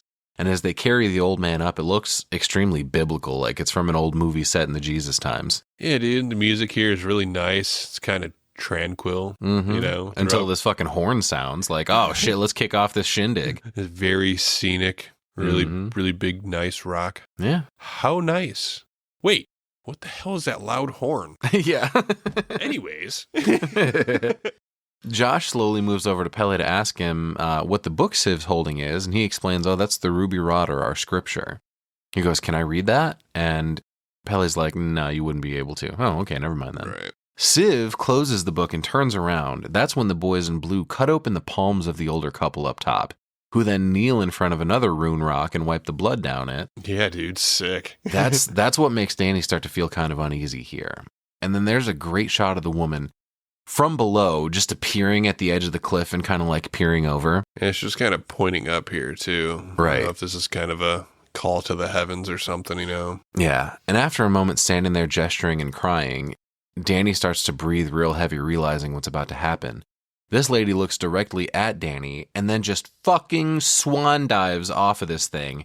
And Dani like grabs Christian's arm, freaking out about it. Right. And this woman's face just splats on the rock. Yeah, dude. When her body rolls off, her like face is hanging off. What the fuck? We spend a moment here inside Dani's head as she reacts to this. There are voices, but they're kind of muffled. And she's got kind of like tunnel vision right here. Like, that did not just happen. And she notices Simon and Connie are freaking out while Ingmar tells them, hey, don't worry, it's fine. All part of the show, folks. Yeah, it's part of the ceremony, you know? Yeah, but that's where we cut to an extreme close-up of this lady's ruined head. Yeah. Oh, it's fucked. All the non-Harga are losing it. But hey, we're not done yet. Now it's the old man's turn.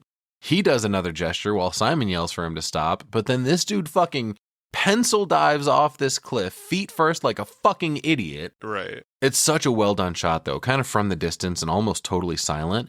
He drops off this cliff and stops extremely suddenly, of course. Both of his legs snap and fucking are just decimated, but he's still alive, unfortunately.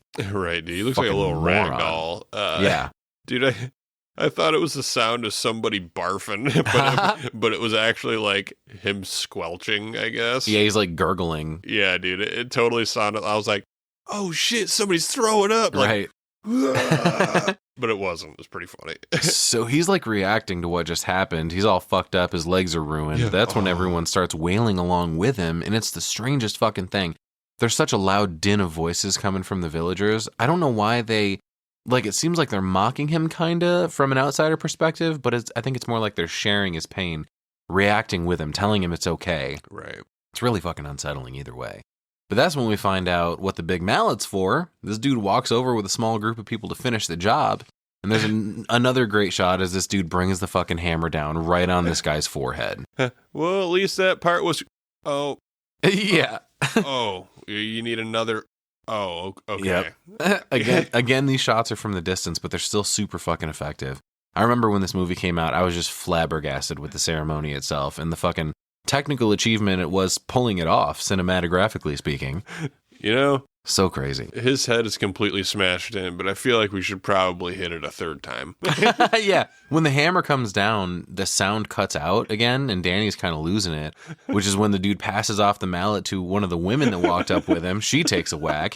And when she does, there's an extreme close-up of this old dude's face as she fucking just smashes this shit into his brains. The last one looks like a pumpkin or something, and it doesn't really move. Like it's already smashed as much as it's Yeah. going to smash. Right. It's like a... He's already pulled over. He can't pull over any farther. His head can't smash anymore. There's none left.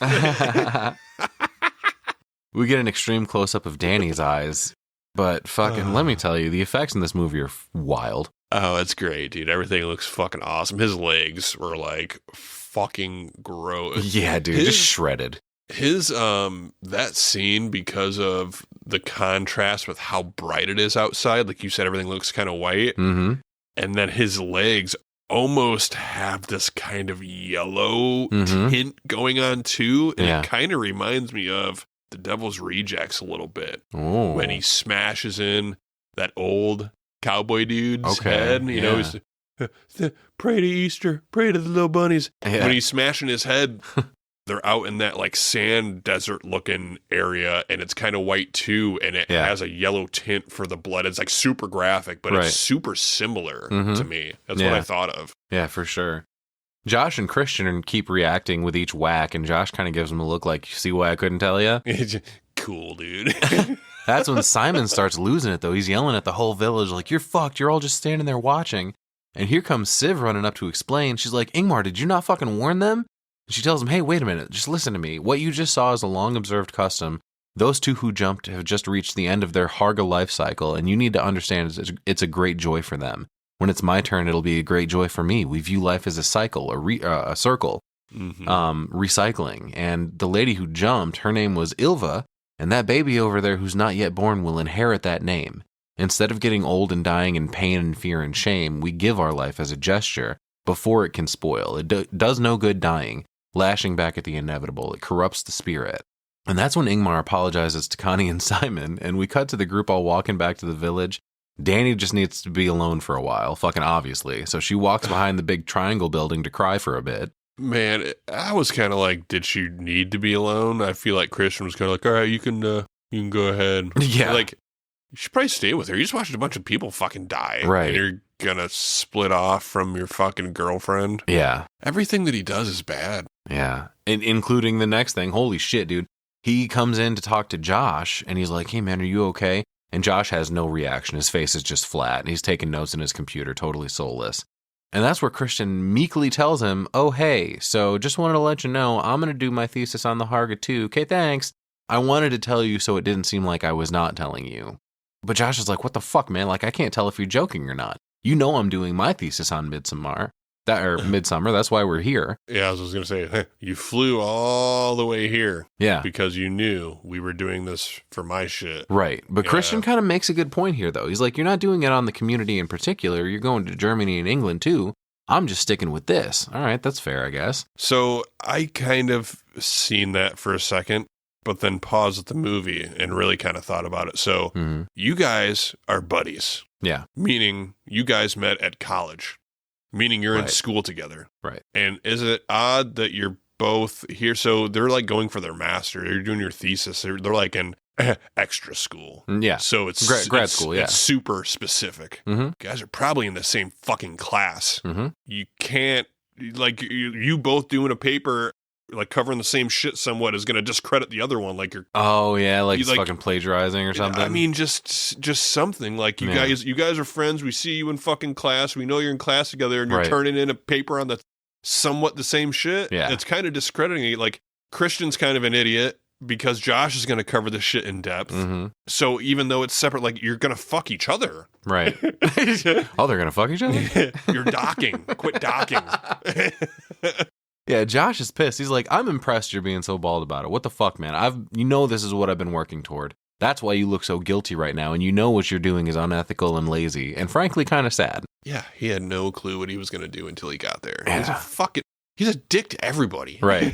Yeah, Christian's like, fuck you. He's like, no, not fuck me. Find your own passion. I'm actually invested in this. It's not some glorified hobby I'm dipping my feet into. And Christian puts his foot down. He's like, you know what? I'm doing my thesis here. If you want to collaborate, I'm down. If not, fuck you. Enjoy doing separate theses. And that's when we cut outside, and Mark's pissed too, because he yells at Christian, dude, of all the things to let me sleep through, what the fuck? Yeah. Are you kidding me? You wanted to see that? Me. Dusty, really? Come on. How dare you? Yeah. Well, outside, Simon and Connie decide they're leaving tomorrow morning. But I'm like, dude, why not now? Get the fuck out of here as quick as you can. I'd start walking, dude. Yeah. But that's where we see Josh talking to Pele about what a piece of shit Christian is. He's trying to pretend like collaborating is his idea. And Pele mentions he doesn't think the Harga will approve of anything being written down, but wait a minute, I thought this was known and agreed before the trip was started. Like Pele's gaslighting Josh, like, hang on, you're doing your thesis on us? No way. Right. But Josh says, well, I mean, I'll use aliases and everything. But Pele's like, what would the point of that be? You wouldn't be able to get it peer reviewed. And he mentions Christian already did bring this up, and he told him the same thing. But Josh says he thought Pele said he hadn't talked to Christian. So what the fuck is really going on here, Pelster? Yeah, something fucking funny happening. Yeah, he acts like he's caught. He's like, oh, fuck, no, wait, I'll ask the elders. Don't worry about it. And we cut to Dani in the sleeping quarters, packing her bag. She's done with this shit. Oh, fuck yeah. And Pele walks in, and she thanks him for inviting her, but tells him, I need to go. She asks to be driven somewhere, but he kind of ignores her, then apologizing for letting her see the Adastupa. But that's when she bursts out with, I don't know why I'm here. Why did you invite us, Pele? Mm-hmm. Good fucking question. He rushes over to comfort her, and she starts losing it, crying again. And he asks her to sit down, explaining that he invited his friends because it's a once-in-a-lifetime opportunity that he knew at least Josh would appreciate. He says he's proud of this place, and she's like, whatever, dude, I'm not an anthropologist. I don't understand any of this. He's like, yeah, bitch, and yet I was most excited for you to come. Mm-hmm. He grabs something out of his pocket, and he's like, hey, smell this. Whoa, dude, don't get even weirder. Smell my fingers. He pulls out a rock and tells her it calms you down, and he gives it a big old sniff. But I have to imagine it's got to be laced with some sort of drug. Oh, yeah, I'm sure. She refuses, he puts it away, and that's when he tries to relate and connect to her more deeply. I know what you're going through. I lost my parents too. And she's like, hang on, dude, that is not what I'm talking about at all. You just forced a couple old people to jump off a cliff and you beat the dude's face in with a fucking mallet. Those are a little different. It's close. Same ballpark, Dusty. I fucking guess, man. They both just they dig deeper yelling at each other trying to make their own points. But then we get in the info that Pele's parents burned up in a fire. Were they also dressed up as animals? Oh, shit. I didn't even think about that. Yeah. He says, technically I became an orphan, so believe me when I tell you I know what it's like. And here's where he takes the opportunity to explain, I never got the chance to feel lost because I had a family here, where everyone embraced me and swept me up, I was raised by a community who doesn't bicker about what's theirs or not theirs. I've always felt held by a real family. Do you feel held by Christian? You deserve to feel that. And we pan down to see that they're holding hands. And Dani tries to pull away like, oh, Christian might walk in. Pele's like, bruh, that's exactly what I'm talking about. He's my good friend and I like him, but Dani, do you feel held by him? Does he feel like home to you? Damn. And she gets a quizzical expression on her face as we cut away to see those juicy old people corpses going on the barbecue. Fucking time to burn them up and get them out of here. Dude, and what? We're all going to stand around and watch? That seems pretty fucking gross to me. Like, yeah, it's got to smell terrible. I was going to say my clothes are going to stink. And there ain't no washer and dryer out here, so. But I love the close-up. Like, their fucking faces are just decimated. Basically flat from the chest up. Just a big hunk of hamburger. I'm surprised that they didn't, like, fucking eat these people or something. Recycle, you know? I'm not convinced that they don't. Oh, okay.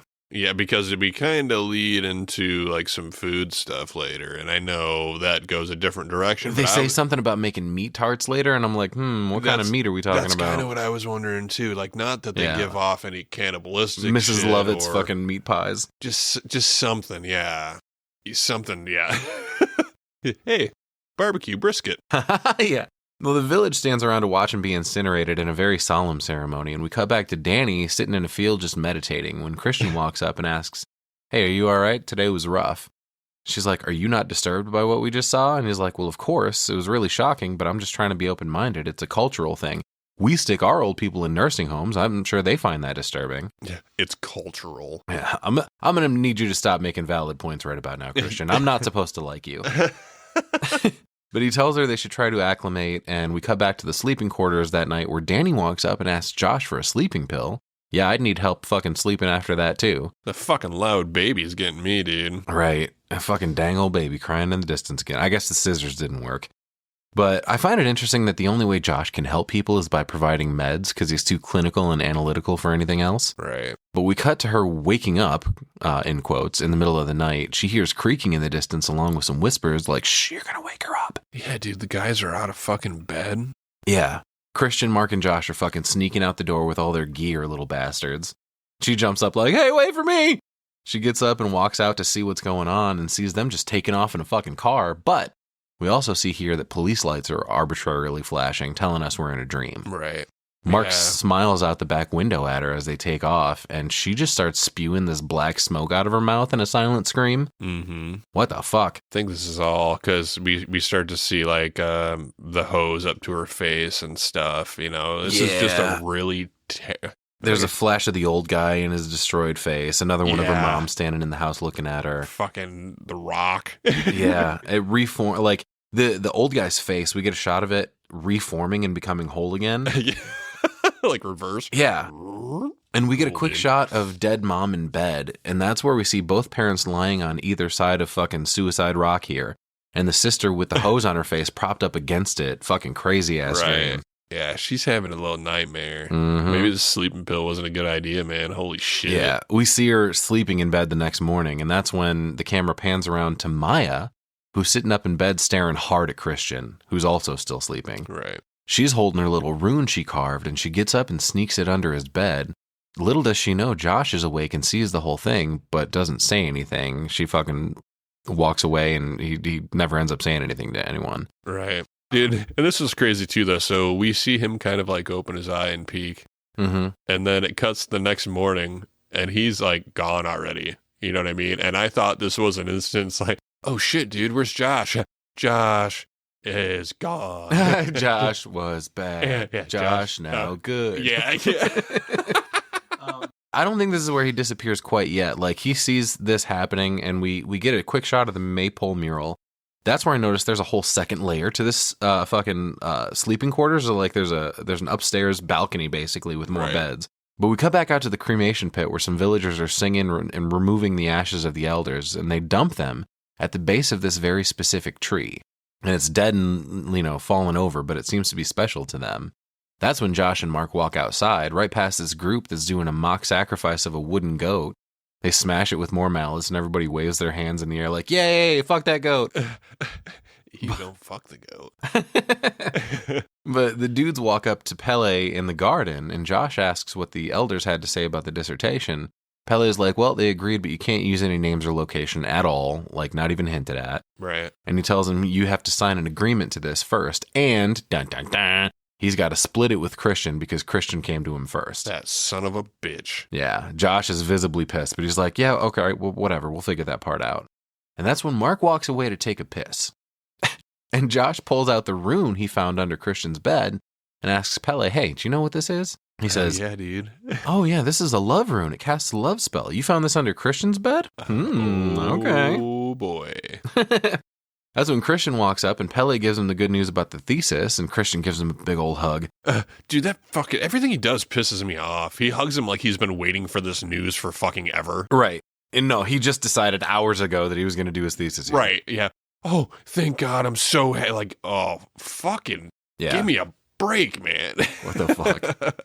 That's where Pele drops, oh, hey, by the way, I think my sister Maya's taken a liking to you. I mean, okay, I'm spoken for, but cool. Yeah.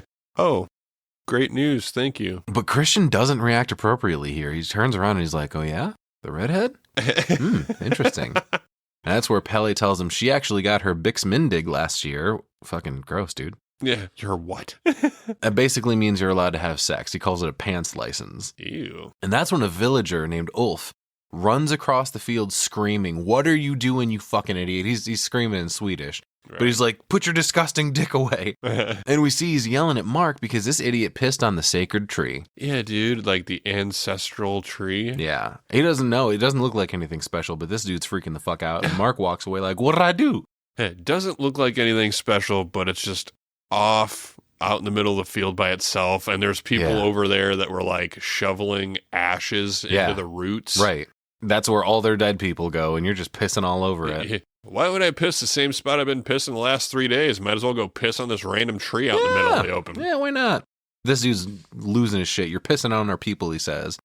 Pele runs up trying to figure out what's going on, and he tells him, your little fucking American friend pissed on the Rotvolta. And this dude's ready to start swinging, and Pele pulls Mark away, explaining to him, you pissed on the ancestral tree. And he's like, so what? And Ulf's like, what the fuck? What do you mean, so what? This dude is so ready to whoop Mark's ass. Dude, he goes from angry to like crying though, too. Yeah, so this dude. is like a big deal. This is not just some bullshit. You know what I mean? Three of the villager elders walk up trying to comfort him, and yeah, he breaks down crying, like scream crying. Right. Pele explains that tree's tied to all of our dead. Yeah, I know it's dead, but it's important to us. And Mark's like, I just had to pee. I didn't know it was special. And that's when we cut to Connie running into the sleeping quarters telling Dani they're leaving. Simon's getting in the truck with one of them now, and here comes Father Odd running up to tell Connie that Jan drove Simon to the train station already. Fucking left without her. Yeah. Wow, that happened very, very quickly. Yeah. Hey, go get your bags. Oh, you know what? He's gone. Right. Immediately, I'm like, oh, fuck. This is some kind of hostile shit. Right. No, he went to the art show. He'll be back later. Yeah, exactly. Just like, fuck. Yeah, when they walk into two different women in the room. Right. Ugh. What the fuck? He's at the show. Yeah. Go see him there. Connie walks out carrying all of her bags, and she's like, fucking, what do you mean he took off without me? He's like, well, don't worry about it. They're bringing the truck back for you. Here's the deal. The truck only had room for two, and today's only train leaves in 90 minutes. It takes 35 minutes to go there and back, so they didn't want to waste time. She's like, dude, that's bullshit. I could have sat on his lap. He's like, yeah, but we don't break traffic laws. Traffic law. Is there even a fucking road out here? Yeah, you saw him driving down it in the beginning. No, I mean, no, and then they walked. Through, yeah, for you know however long, yeah. Right. Yeah, and then even the road, so there was like a road, and then there was a dirt road to the drug field. Yeah. And then there was walking for like more hours. So it's, right. There's not even a road. It's just fucking traffic laws. Right. So Connie is like, whatever, dude, this is bullshit. He tries to comfort her explaining more, but she storms off. And then he just looks over at Dani like, well, all right, lunch in a bit. Yeah, right. He's fucking humming as he's walking away. Dude. Right, It's fucking ridiculous. That's when Christian starts digging into Harga info, and he's asking this dude, how are jobs assigned here? And this random dude tells him it's based on traits they show as kids, but that's when Dani walks up saying, hey, Simon left Connie. And he's like, oh, Jesus, what a dick move. But that's all it really comes to. Dani's waiting for a proper response from him, but he's just like, man, that sucks. Anyway, hey, what's the deal with incest in this community? Right back to the things that matter to him. In this instance, finally actually working on his thesis.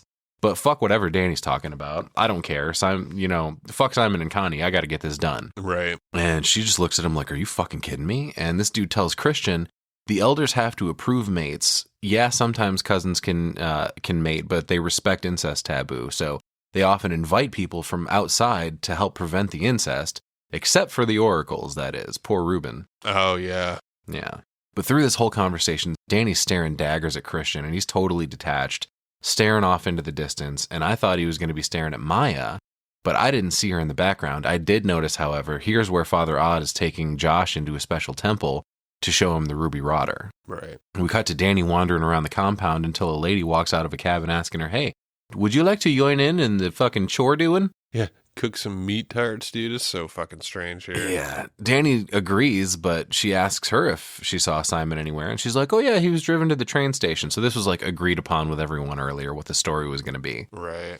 So Danny kind of dismisses it and gets dragged into this cabin to help the women make meat tarts. Fucking, like I said, what kind of meat? And this lady ties an apron onto her, and another girl compliments how pretty she is. But that's when we see Maya walking behind him with a very special pie she's throwing into the oven. Right. Uh-oh.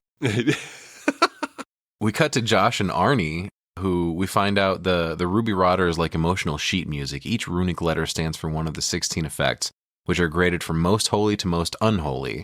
And at the end of the book, Arnie points out that there are blank pages because the ruby rotter is forever a work in progress, which I think that's pretty cool. Yeah, it's kind of weird. But he asks a really great question. It's who approves what gets added, you know? Exactly. Apparently there are hundreds of volumes of the sacred text, and we get the explanation of Reuben, which Josh looks out the door to see him standing there just kind of aimlessly staring. Doesn't have much else going on, it would seem. His face have eyes. Yeah, dude, his face is very deformed. Think of like Sloth in the Goonies. Dude, I don't get this. Turns out Reuben's been disabled since birth, and he draws things, and the elders interpret it. His mind isn't clouded with normal cognitive things. Yeah, which makes him open to the source of the holy, the divinity. Right. So essentially, it's kind of like, well, his mind isn't polluted with like greed and lust. He doesn't have the same things driving. Right. Yeah. I don't know, dude. I like Josh's next question here. He's like, what happens when Reuben dies? You just got to wait for another fucked up baby. No, we make these on purpose. Yeah, they're deliberate products of inbreeding, which Josh has to take a photograph of the fucking ruby rotter right here. I love Arnie's reaction. He closes it. He's like, are you serious? No, fuck that. Fuck you. Get out of here.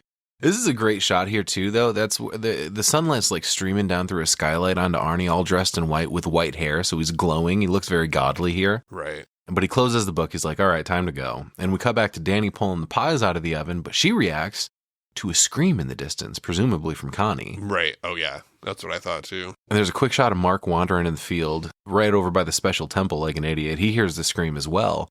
But that's when Inga walks out of the temple and waves at him, so he's fucking distracted. A little girl runs up to tell him it's time for dinner. Cut to everybody seated at the table being served, and a lady walks up to give Christian a very special meat tart pie. That's what I thought, too. Seemed kind of strange. Yeah, she like raises her eyebrows at him. And then they're kind of stares like girls staring at him, too. Yeah. And we also have to like, you got to look close, but we see Christian's drink is a different color than everyone else's, a little darker, a little bit of a red tint to it. Oh, yeah. Oh, God. Danny looks around the table and asks if anyone's seen Connie. That's when Christian says, oh, yeah, Mark saw her. But Mark's like, well, I mean, yeah, I saw her trying out for the sprinting Olympics earlier. So she was fucking running her ass off somewhere. Mm-hmm. That's when another dude pipes in to tell him Simon called from the train station to calm Connie down. And that's when I drove her to meet him. Yeah, she's all good. You got back pretty quick. I thought it took 35 minutes. Right, no shit. Christian seems satisfied with that answer, but Danny still got questions. I think it's interesting that not only is Danny wedged in between Christian and Pele in this shot, but she also mentions, you know what, you piece of shit, I could see you leaving me like that, talking to Christian. Right. He's like, what the hell does that mean? She's like, never mind, whatever. That's when Mark leans over and says, looks like someone's still sore about their ancestral tree, and we get a shot of fucking Ulf from earlier just fucking glaring at Mark. Yeah, dude. He's like, dude, is he gonna kill me? I mean, fucking maybe. Right. Hopefully. Right. Josh asks if Christian learned anything about the ruby rotter, and Christian's like, oh, now you want to collaborate, huh? Looked like you were the one that got a glimpse of it earlier.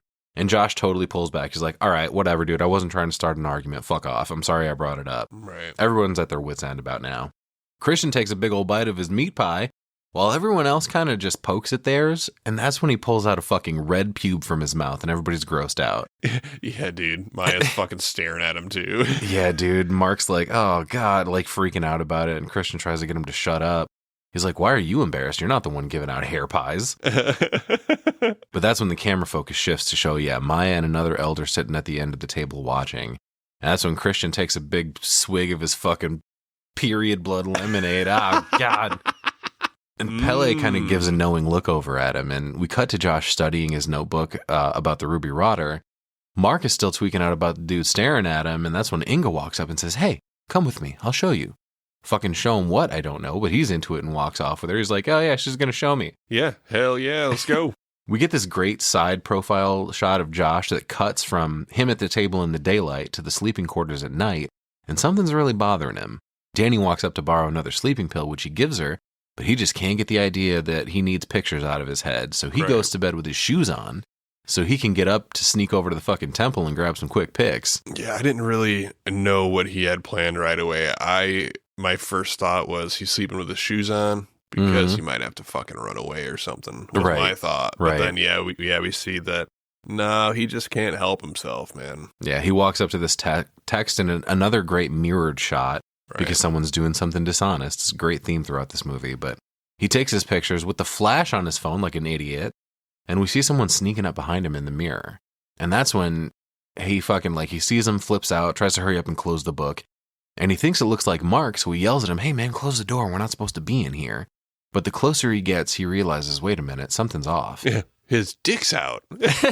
Yeah, we see this dude standing there with Mark's face and a hoodie on, but on the bottom half, he's wearing white shorts. And I'm pretty sure his dick is either poking through the hole or something. Fucking, I don't know. It's weird either way. Can you just put it through the hole? Well, that's what you mentioned earlier. This dude's wearing Mark's face. Is he wearing his dick too? Fucking maybe. I always...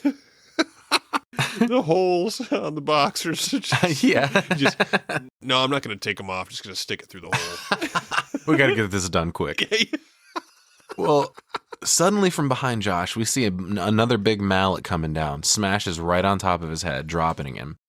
And I guarantee if this were a fucking attempt at the fair, that bell certainly would have been rung. That fucking, you win a stuffed animal. Dude, the hammer's so heavy, you probably don't really have to swing it too hard. Probably not, yeah. It's just a giant... It's like a log with a fucking stick. Like anybody not watching, the hammer's head seems to be like a foot long, you know? It's huge, yeah. That's where we get a close-up of Ruben. He's the one wearing Mark's face, and he comes up to observe the corpse making goofy noises the whole time, and it's pretty fucking disturbing. Glad he had a Mark mask on. I hated Mark. Yeah, dude. Mark's face. Fuck Mark. Yeah. We cut down to see Josh twitching, and Ruben groans, and then his body's dragged off, leaving a trail of blood. We cut to the next morning with this reveille playing across the compound, and Christian wakes up and looks over to see Josh is gone. Yeah, fuck, dude. We cut outside of the breakfast table where Dani asks, do you think Mark is still up with that girl? And Pele's like, oh, I wouldn't be surprised. She's like, all right, but what about Josh? Where the fuck is he? And Christian's like, you know what? I really don't care. Fuck Josh. Yeah. And then an elder stands up to tell everyone he's got something disturbing to announce. This morning, they found the 19th book of Ruby Rotter missing from the temple. We don't want to point any fingers. We just ask whoever took it to return it to its rightful place. You can just leave it in the temple, which will be unguarded and unwatched. Nobody needs to know it was you. And everybody stands up to return their dishes. That's when Dani and Christian are confronted by a couple elders asking about where Josh is. And Christian's like, bitch, I don't know. And I don't care. He probably took your fucking book and pieced out. Fuck that guy. Dude, it's just kind of funny that they're like, came here for you. Yeah. Two of you disappeared the same day. Our shit's gone. Right. Looks a little suspicious. Yeah. Where's your homeboys? Dani mentions they saw Mark run off with that girl. Maybe check with her, I guess. But Christian defends Mark, who he says wouldn't have done anything like that. But you know what? That son of a bitch, Josh, on the other hand, look, dude, he came to bed with us, and when we woke up, he was gone. Your friends are dropping like flies, dude. I'd be a little more concerned. Yeah, we ain't friends with him. We don't collaborate with him. That guy. We don't know him at all. He came embarrassed. No, he came with Pele. I never even met that guy before we got here. He's a fucking moron, dude. He's a piece of shit is what he is. We are in no way collaborating with this guy's thesis, and it is in no way like my thesis. We would be so embarrassed to be connected with this in any way, shape, or form. He's an idiot. Yeah. Pele says he feels responsible, so he offers to go off and look with Odd.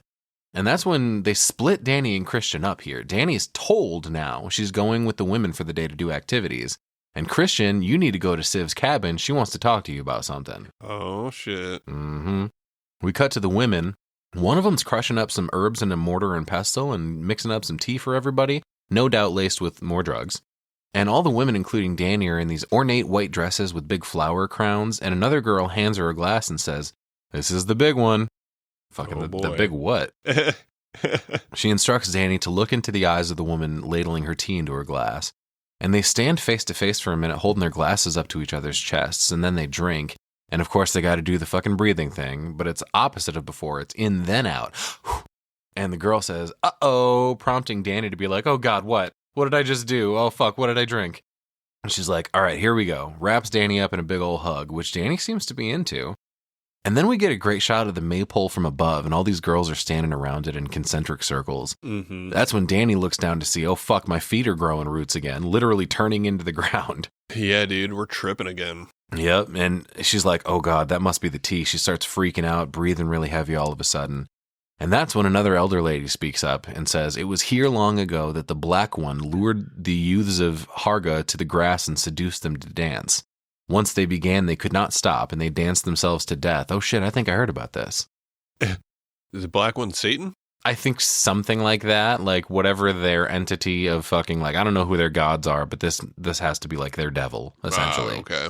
She says, "Now, in life-holding defiance of the Black One, we dance until we fall, and she who survives last will be crowned for her stamina." And she fucking claps, cue the music, let's fucking pump the jams. Right. And a bunch of violins and drums start up.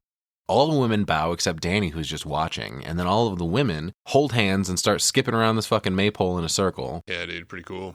That's when we cut to Civ's house, where Christian's very intently staring at a mural of a bear on fire. Fucking more foreshadowing. Right. Oh, that bear is on fire. And she invites him into her office and moves over to a stool and just kind of stands there waiting for him to join her on a chair that's entirely too close. And they both sit, and he immediately swears, "Look, I have no idea where Josh is. I swear on my mother's life." And she's like, "Yeah, cool. Shut the fuck up. We're not here to talk about that. How do you feel about Maya?" Yeah. The ginger? Yeah, he's Gross. like, she's cool, I guess. And she tells him, "You've been approved to mate with her. You're an ideal astrological match, and she has fixed her hopes on you." And he just kind of sits there dumbfounded for a second and just responds with, "I think I ate one of her pubic hairs." Yeah. She says, "Sounds about right." Yeah, fucking, yeah, probably. I would have fucking reared back. Yeah, you and knew fucking about this shit. Let this Fuck lady you. have it. Some kind of sick game you guys are playing here. Right, I'm the elder now. Right. Yeah, he fucking walks out.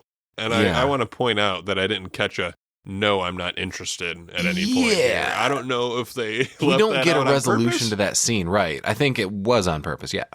He wasn't going to say no. That's the whole point of him fucking coming here. Right. Is like, Yeah, coming. yeah. Pretty sure way early on, that was the whole joke. You can go bang some chicks in Sweden. Right. Okay? Right. Yeah, Okay. remember all those girls you get to impregnate. Right. All the milkmaids. He does look kind of troubled because, I mean, he still is conflicted. Like, he is still, technically, at this point, with Dani, even though they're on the rocks. But he walks over to watch the maypole dance competition, still going strong. And everyone changes directions. And this is the first time we see Dani looking truly happy in the movie. Like, since Right. she's gotten here, she's joyful even, dancing around, having a grand old time. And that's when the elder woman yells, "Stop!" And a few of the girls fall down. Those girls are removed, everybody repositions, and the music starts back up. All the girls start dancing again, and on we go. Slowly, different girls begin dropping out. Some of them are vomiting, spinning out, etc.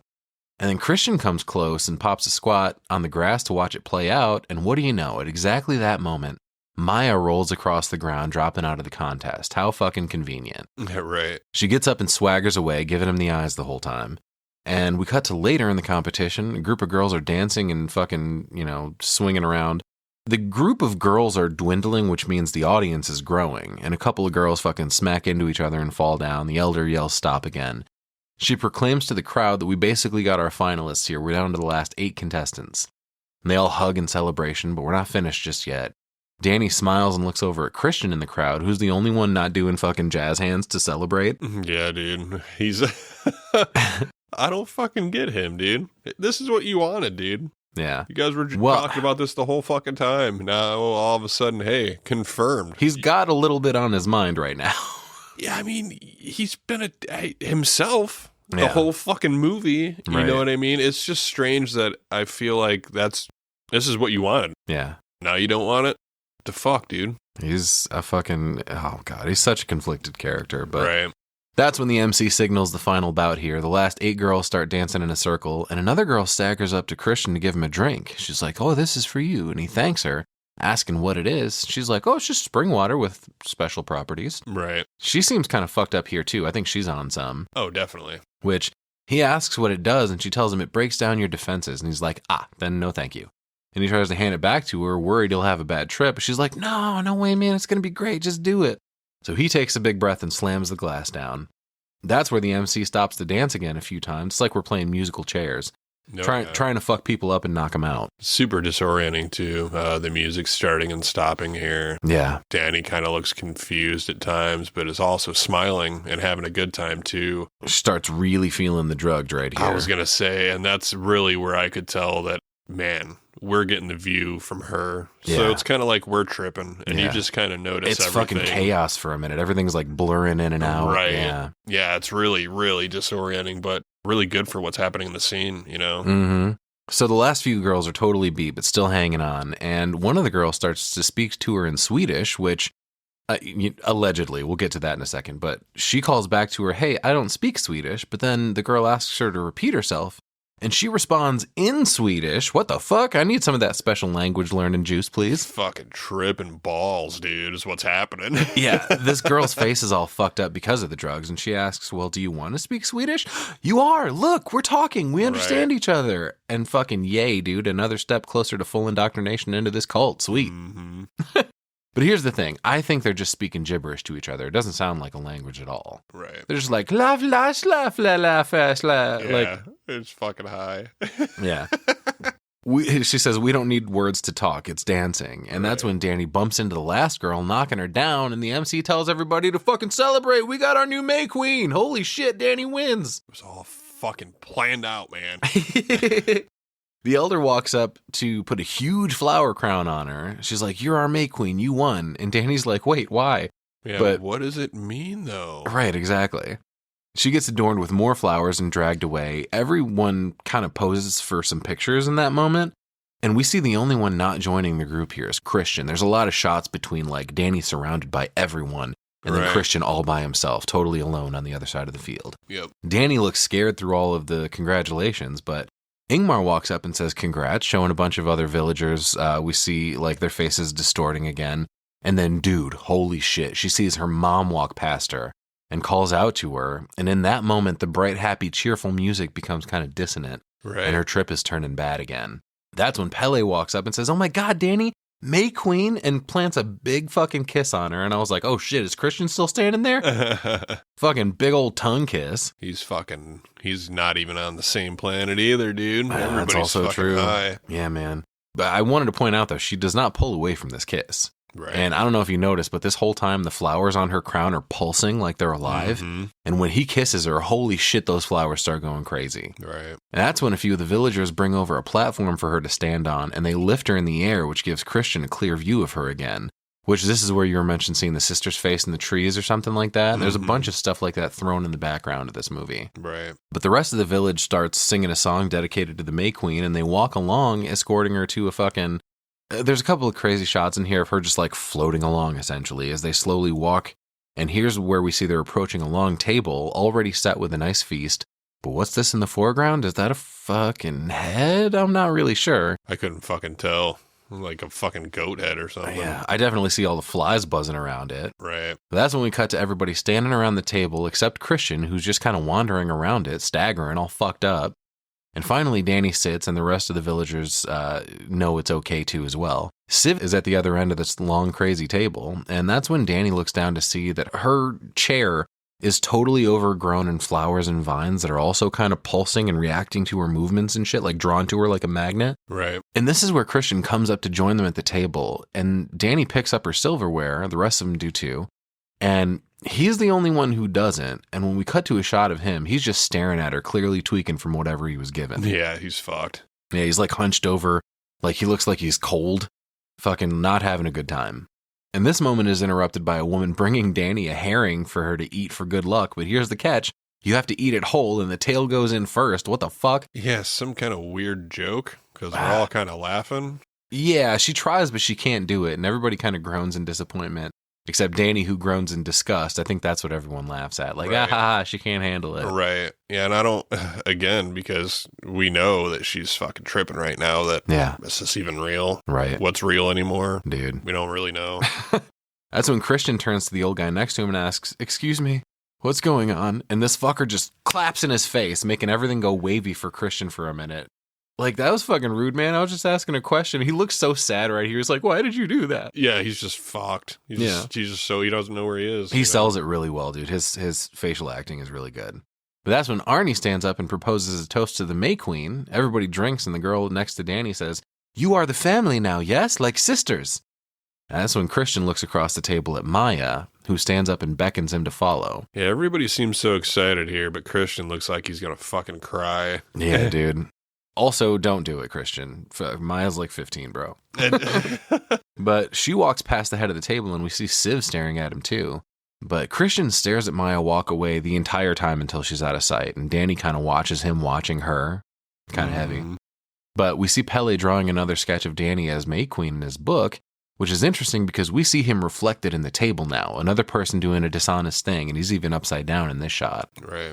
Civ stands up telling everyone, "Now it's tradition for the May Queen to bless our crops and livestock, and after the luck you just inherited from that salt herring, we should all be doubly encouraged." Mm-hmm. That's when everyone stands at the table after Civ beckons Dani to.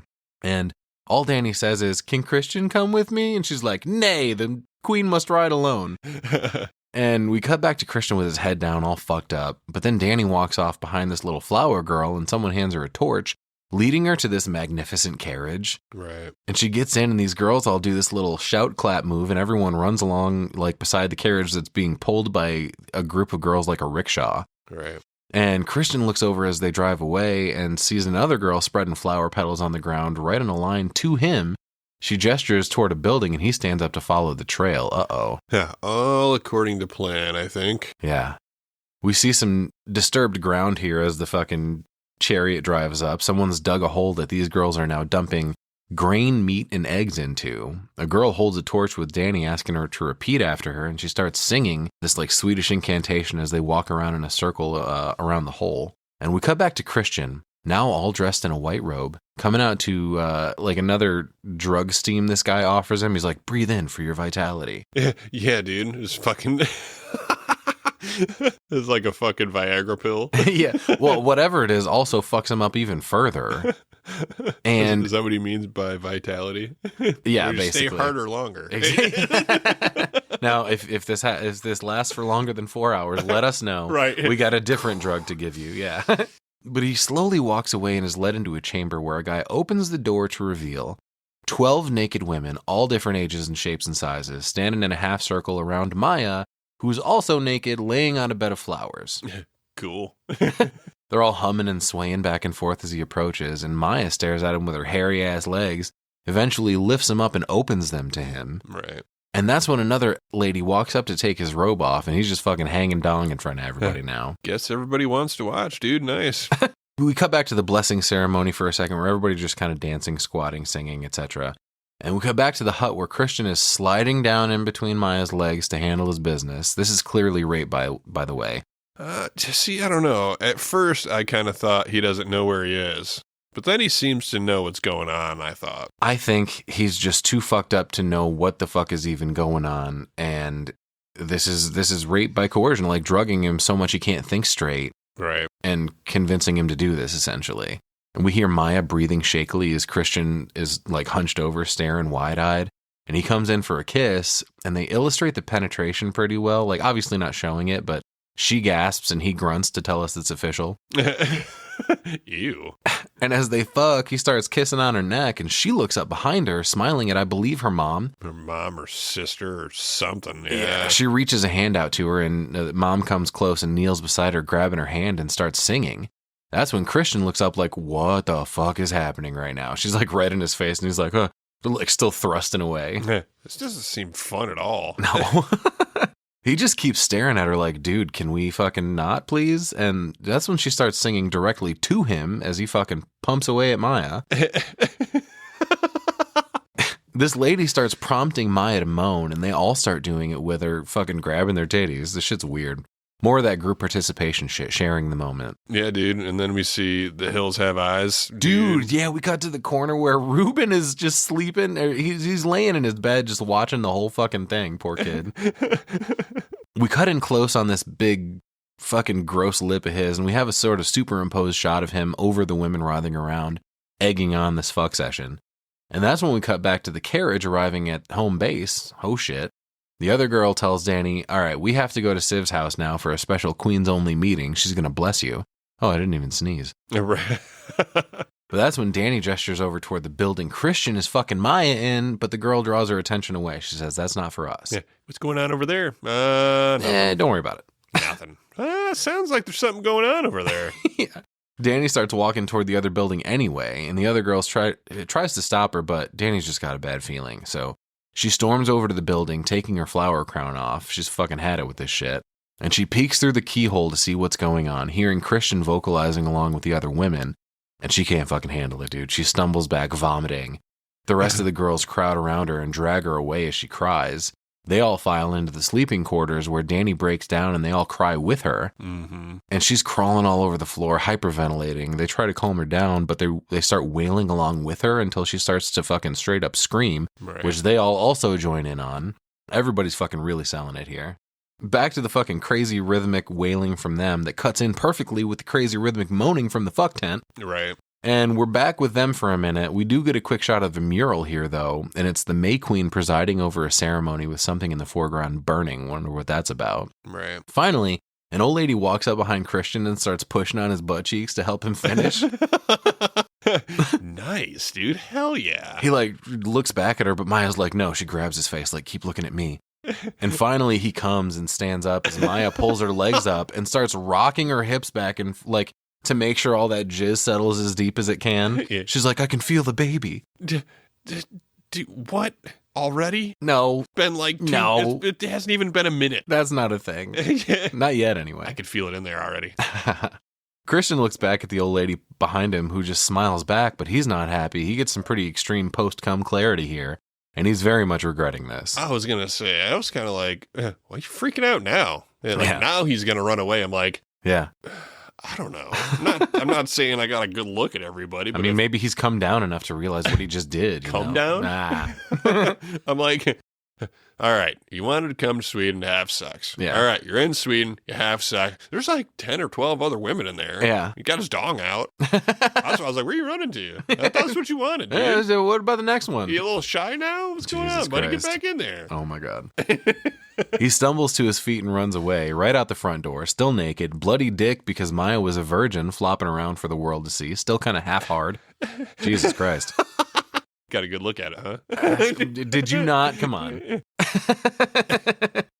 I thought it was a great touch that his dick was bloody because she has not been fucked yet. You know what I mean? He busts her cherry, right? Well, she's got to be on her period because she just put her period blood in his pie yesterday, right? I guess that's a good point, too. So I guess I didn't really think about it, but isn't that something like a couple of days right around there or while it's happening can be the most fertile sometimes, too? Yeah. So I wonder if she was Again, Aunt Flo it was all planned. Everyone's a suspect. Right? He runs off toward the woods, but gets cut off by Pele and a few of the villagers dragging a flowery wagon his way. So he covers himself and runs in the opposite direction. Runs toward the sleeping quarters, but he can't go there either because he hears all the girls wailing inside with Dani. Mm-hmm. So he heads off in another direction toward a cabin, passing a flower bed where he sees Josh's fucking naked leg sticking up out of the dirt with a rune carved into the bottom of his foot. What in the fuck? Yeah, dude, that's weird. I was wondering about that. So he has no idea where to go. So he turns and runs into this barn where he finds fucking Simon. That was a little chicken shack. Yeah, dude. He all fucking this dude is strung up in this barn with a ton of straps going every which way. Some strands of flowers suspending him as well. His eyes are replaced with bright yellow flowers. And holy fucking shit, they made a blood eagle out of him. Yeah, dude, it's fucking weird. And that his lungs are coming out of his back. A blood eagle is basically an old Nordic torture method of Like they cut open your back, they break your ribs and pull them out along with your lungs to create like what looks like wings on your back. It's such a fucking jarring image, dude. Yeah, weird. It looked like his lungs were breathing still. I think that's just the drugs. Oh, okay. That's Christian being fucked up. He thinks he's still alive, but there's no fucking way, That's dude. what I was like, what the fuck? Okay. Yeah, no way.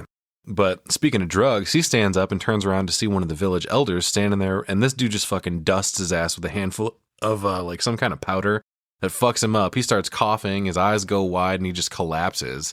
This dude kneeling down to slowly close one eye at a time. Holy shit. Yeah, Jesus. He's then woken up by the girl from earlier that gave him the drink. It's Ola. She tells him, listen, you're totally paralyzed. You can't speak. You can't move. Okay? Cool. Good we cleared that up.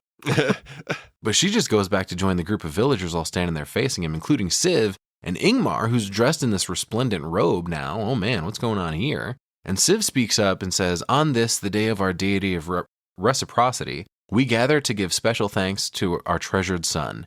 As an offering to the Father, we will today surrender 9 human lives. Does this coincide with the 9-day thing? Yeah. 9 days, 9 sacrifices, Yep. 9 lives. Yep, Okay. yep. The 999 challenge. Yeah. She says, as Harga takes, so Harga also gives. And that's when we see Dani on the platform looking totally despondent. She's completely covered in flowers now. She's got this gown is made entirely out of flowers. Right. All you can see of her is her face. Right. And Civ says, thus for every new blood sacrifice, we dedicate one of our own. So 4 new bloods, so we need 4 villagers as well. We get a quick shot of Ruben finger painting on this big puffy cotton cloud platform thing, which is fucking weird. It's fucking terrible at painting. Yep. Civ mentions they're taking 4 outsiders, 4 Harga lives, and 1 more to be chosen by the May Queen. And then we get a shot of Maya, who's now wearing a lot of color on her dress. She's got bright red lipstick. She's a woman now. Super happy. She says 9 in all to die and be reborn in the great cycle. And a guy speaks up to mention 2 outsiders have already been taken. That's Connie, Simon. The outsiders that have already been taken. Connie, Simon, Josh, and Mark. He mentions 2 of their own have already been dedicated, and we turn to see a male and female already dead and like stuffed behind everybody. Like, it's fucking weird. Like, the guy's got a bunch of sticks poking out of his mouth, Right. another couple representing his arms. His belly's hollowed out with a bunch of fruit stuffed into it.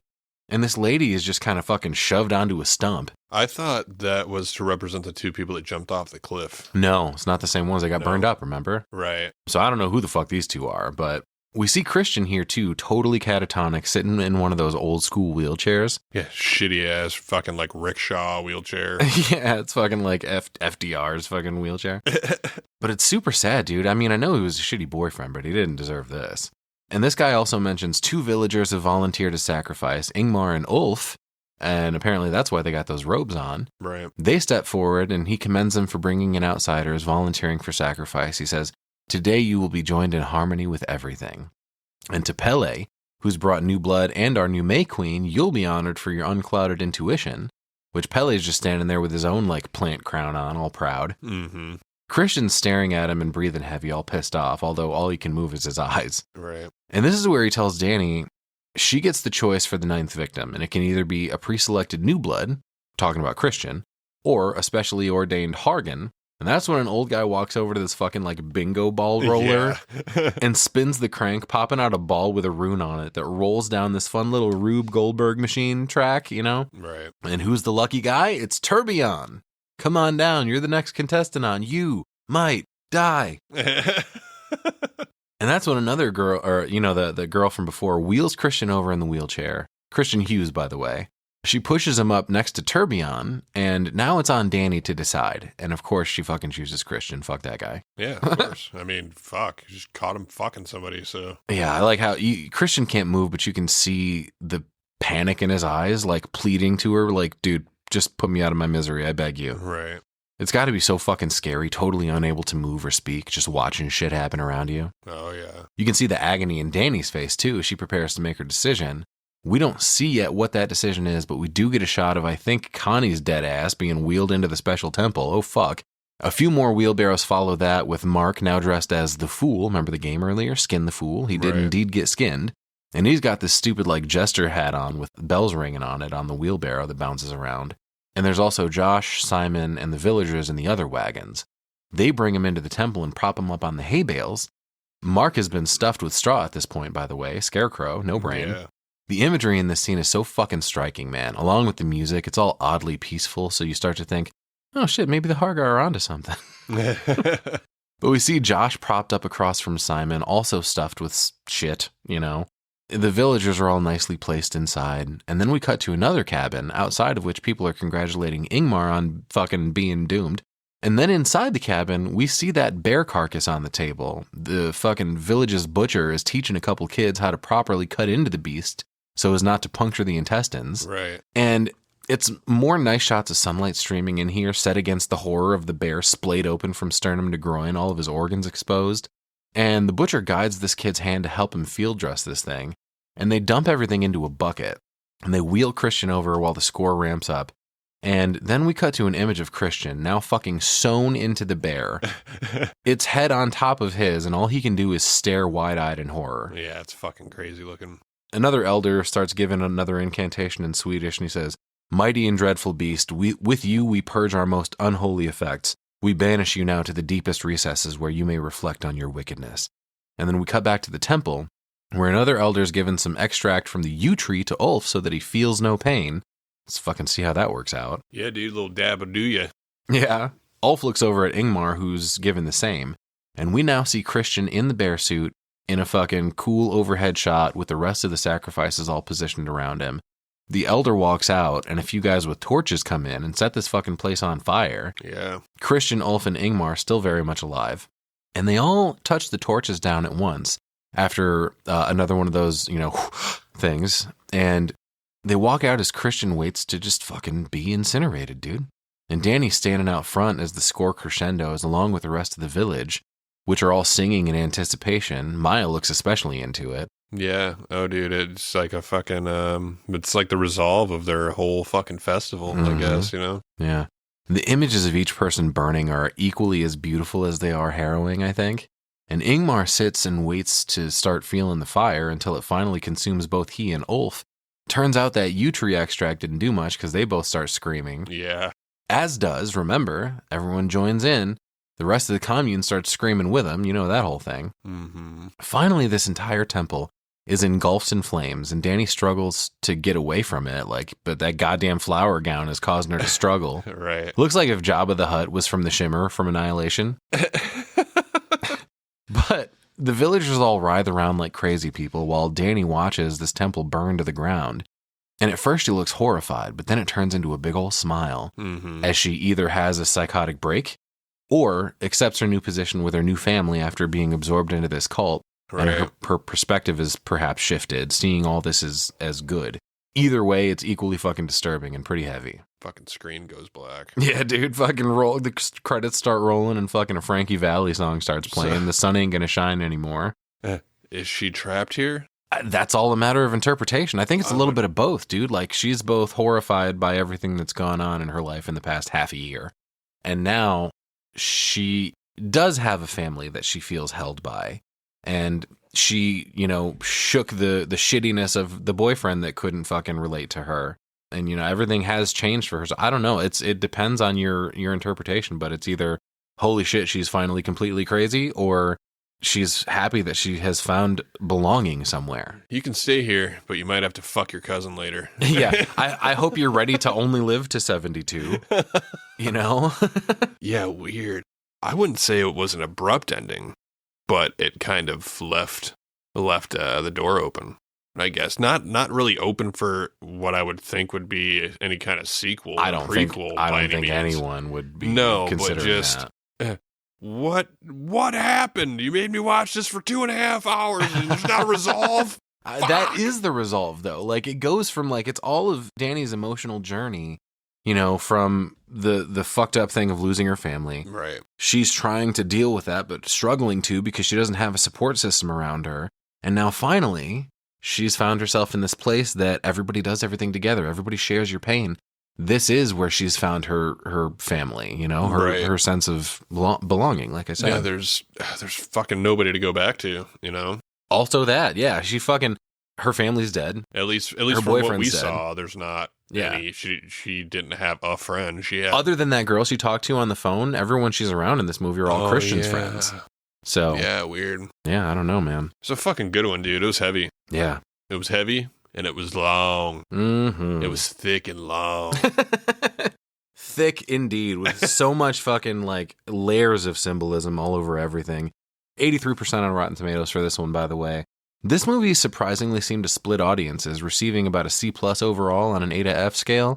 Some people calling it the most polarizing film of 2019, which I can totally see, citing both positives such as the cinematography, score, atmosphere, and exploration of mental health issues, and negatives such as its length, its derivativeness, one-dimensional characters, and its implausible plot. But with critics, it seemed to gather a little more steam. John DeFore saying it's more unsettling than frightening, but it's still a trip worth taking. Haha. Nice. And David Edelstein of Vulture magazine praising Pugh's performance as amazingly vivid and noting that the movie is paced more like an opera than a scare picture.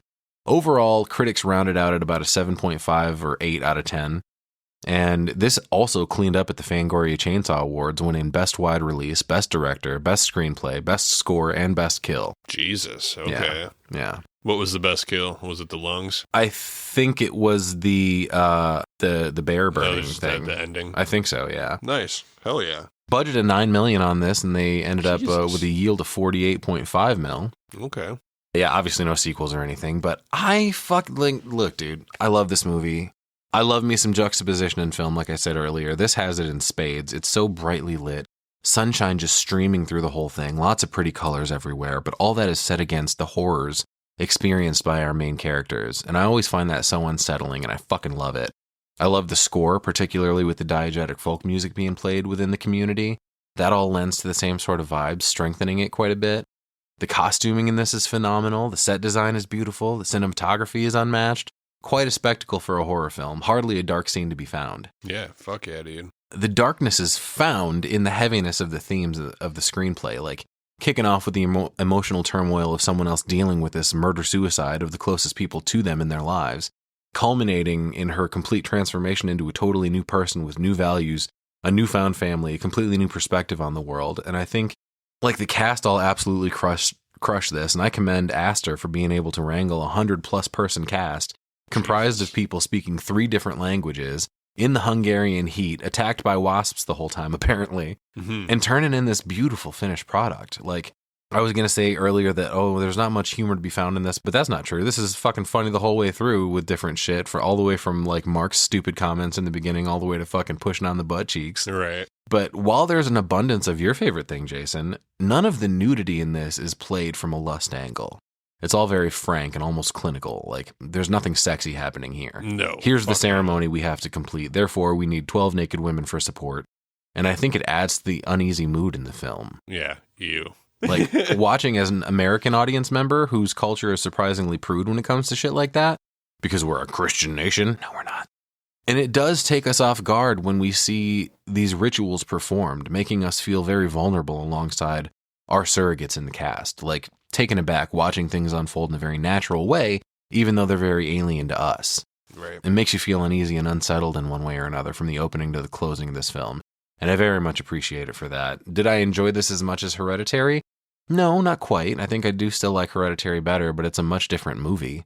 Still folk horror-y, but in a very different way, much more grounded, which in itself is appropriate for this nature-centric film. Very much focused on the cyclical nature of life and spring and renewal and all that. That being said, I like this much better than the shit show that Beau is Afraid is. When Hereditary and Midsommar both came out, I was like, that fucking dude. That's my new favorite director. Right. And Beau is Afraid came out, and I was like, what is this piece of shit? You fucking lost me, Ari.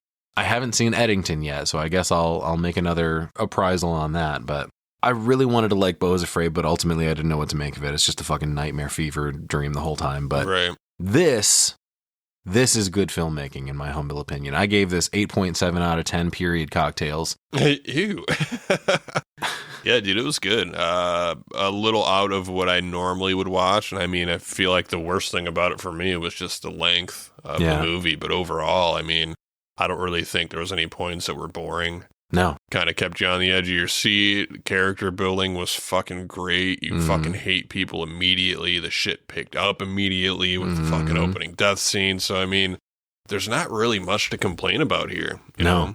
Yeah, dude, it's up there. For me personally, I'm thinking like a 7.5 out of 10. You Okay. know, definitely a rewatch. Yeah. Definitely something to watch. You know, we're covering this because it's finally fucking warm out. Yeah. Happy May, everybody. We got by the way. the fucking weather here now. So, you know, why don't you celebrate pre-summer Right. with Midsommar? There you know? go.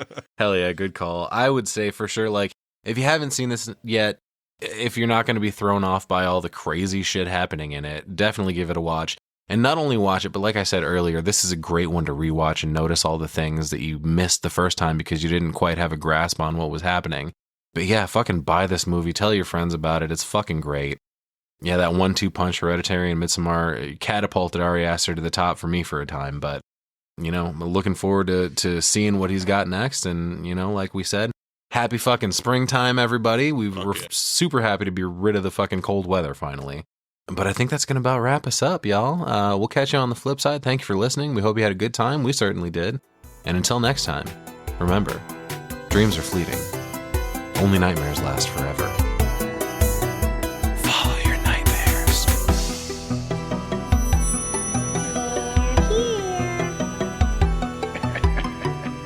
Boy. Kill her, Mommy. Kill her. I bid you welcome.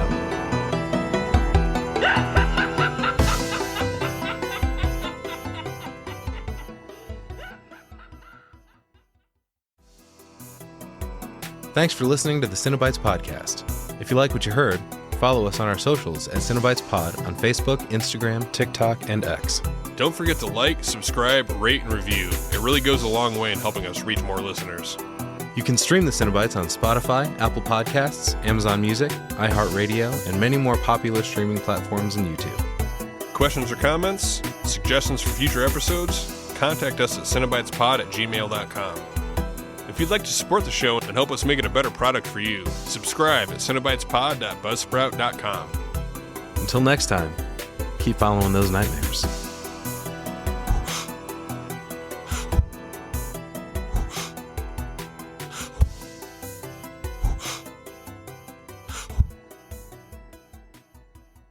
You know what I don't want when I'm upset? Somebody mocking me. Yeah. You ever seen anybody cry at a baby? Yeah. Crying baby? Yeah. You piece of shit. How you fucking like it?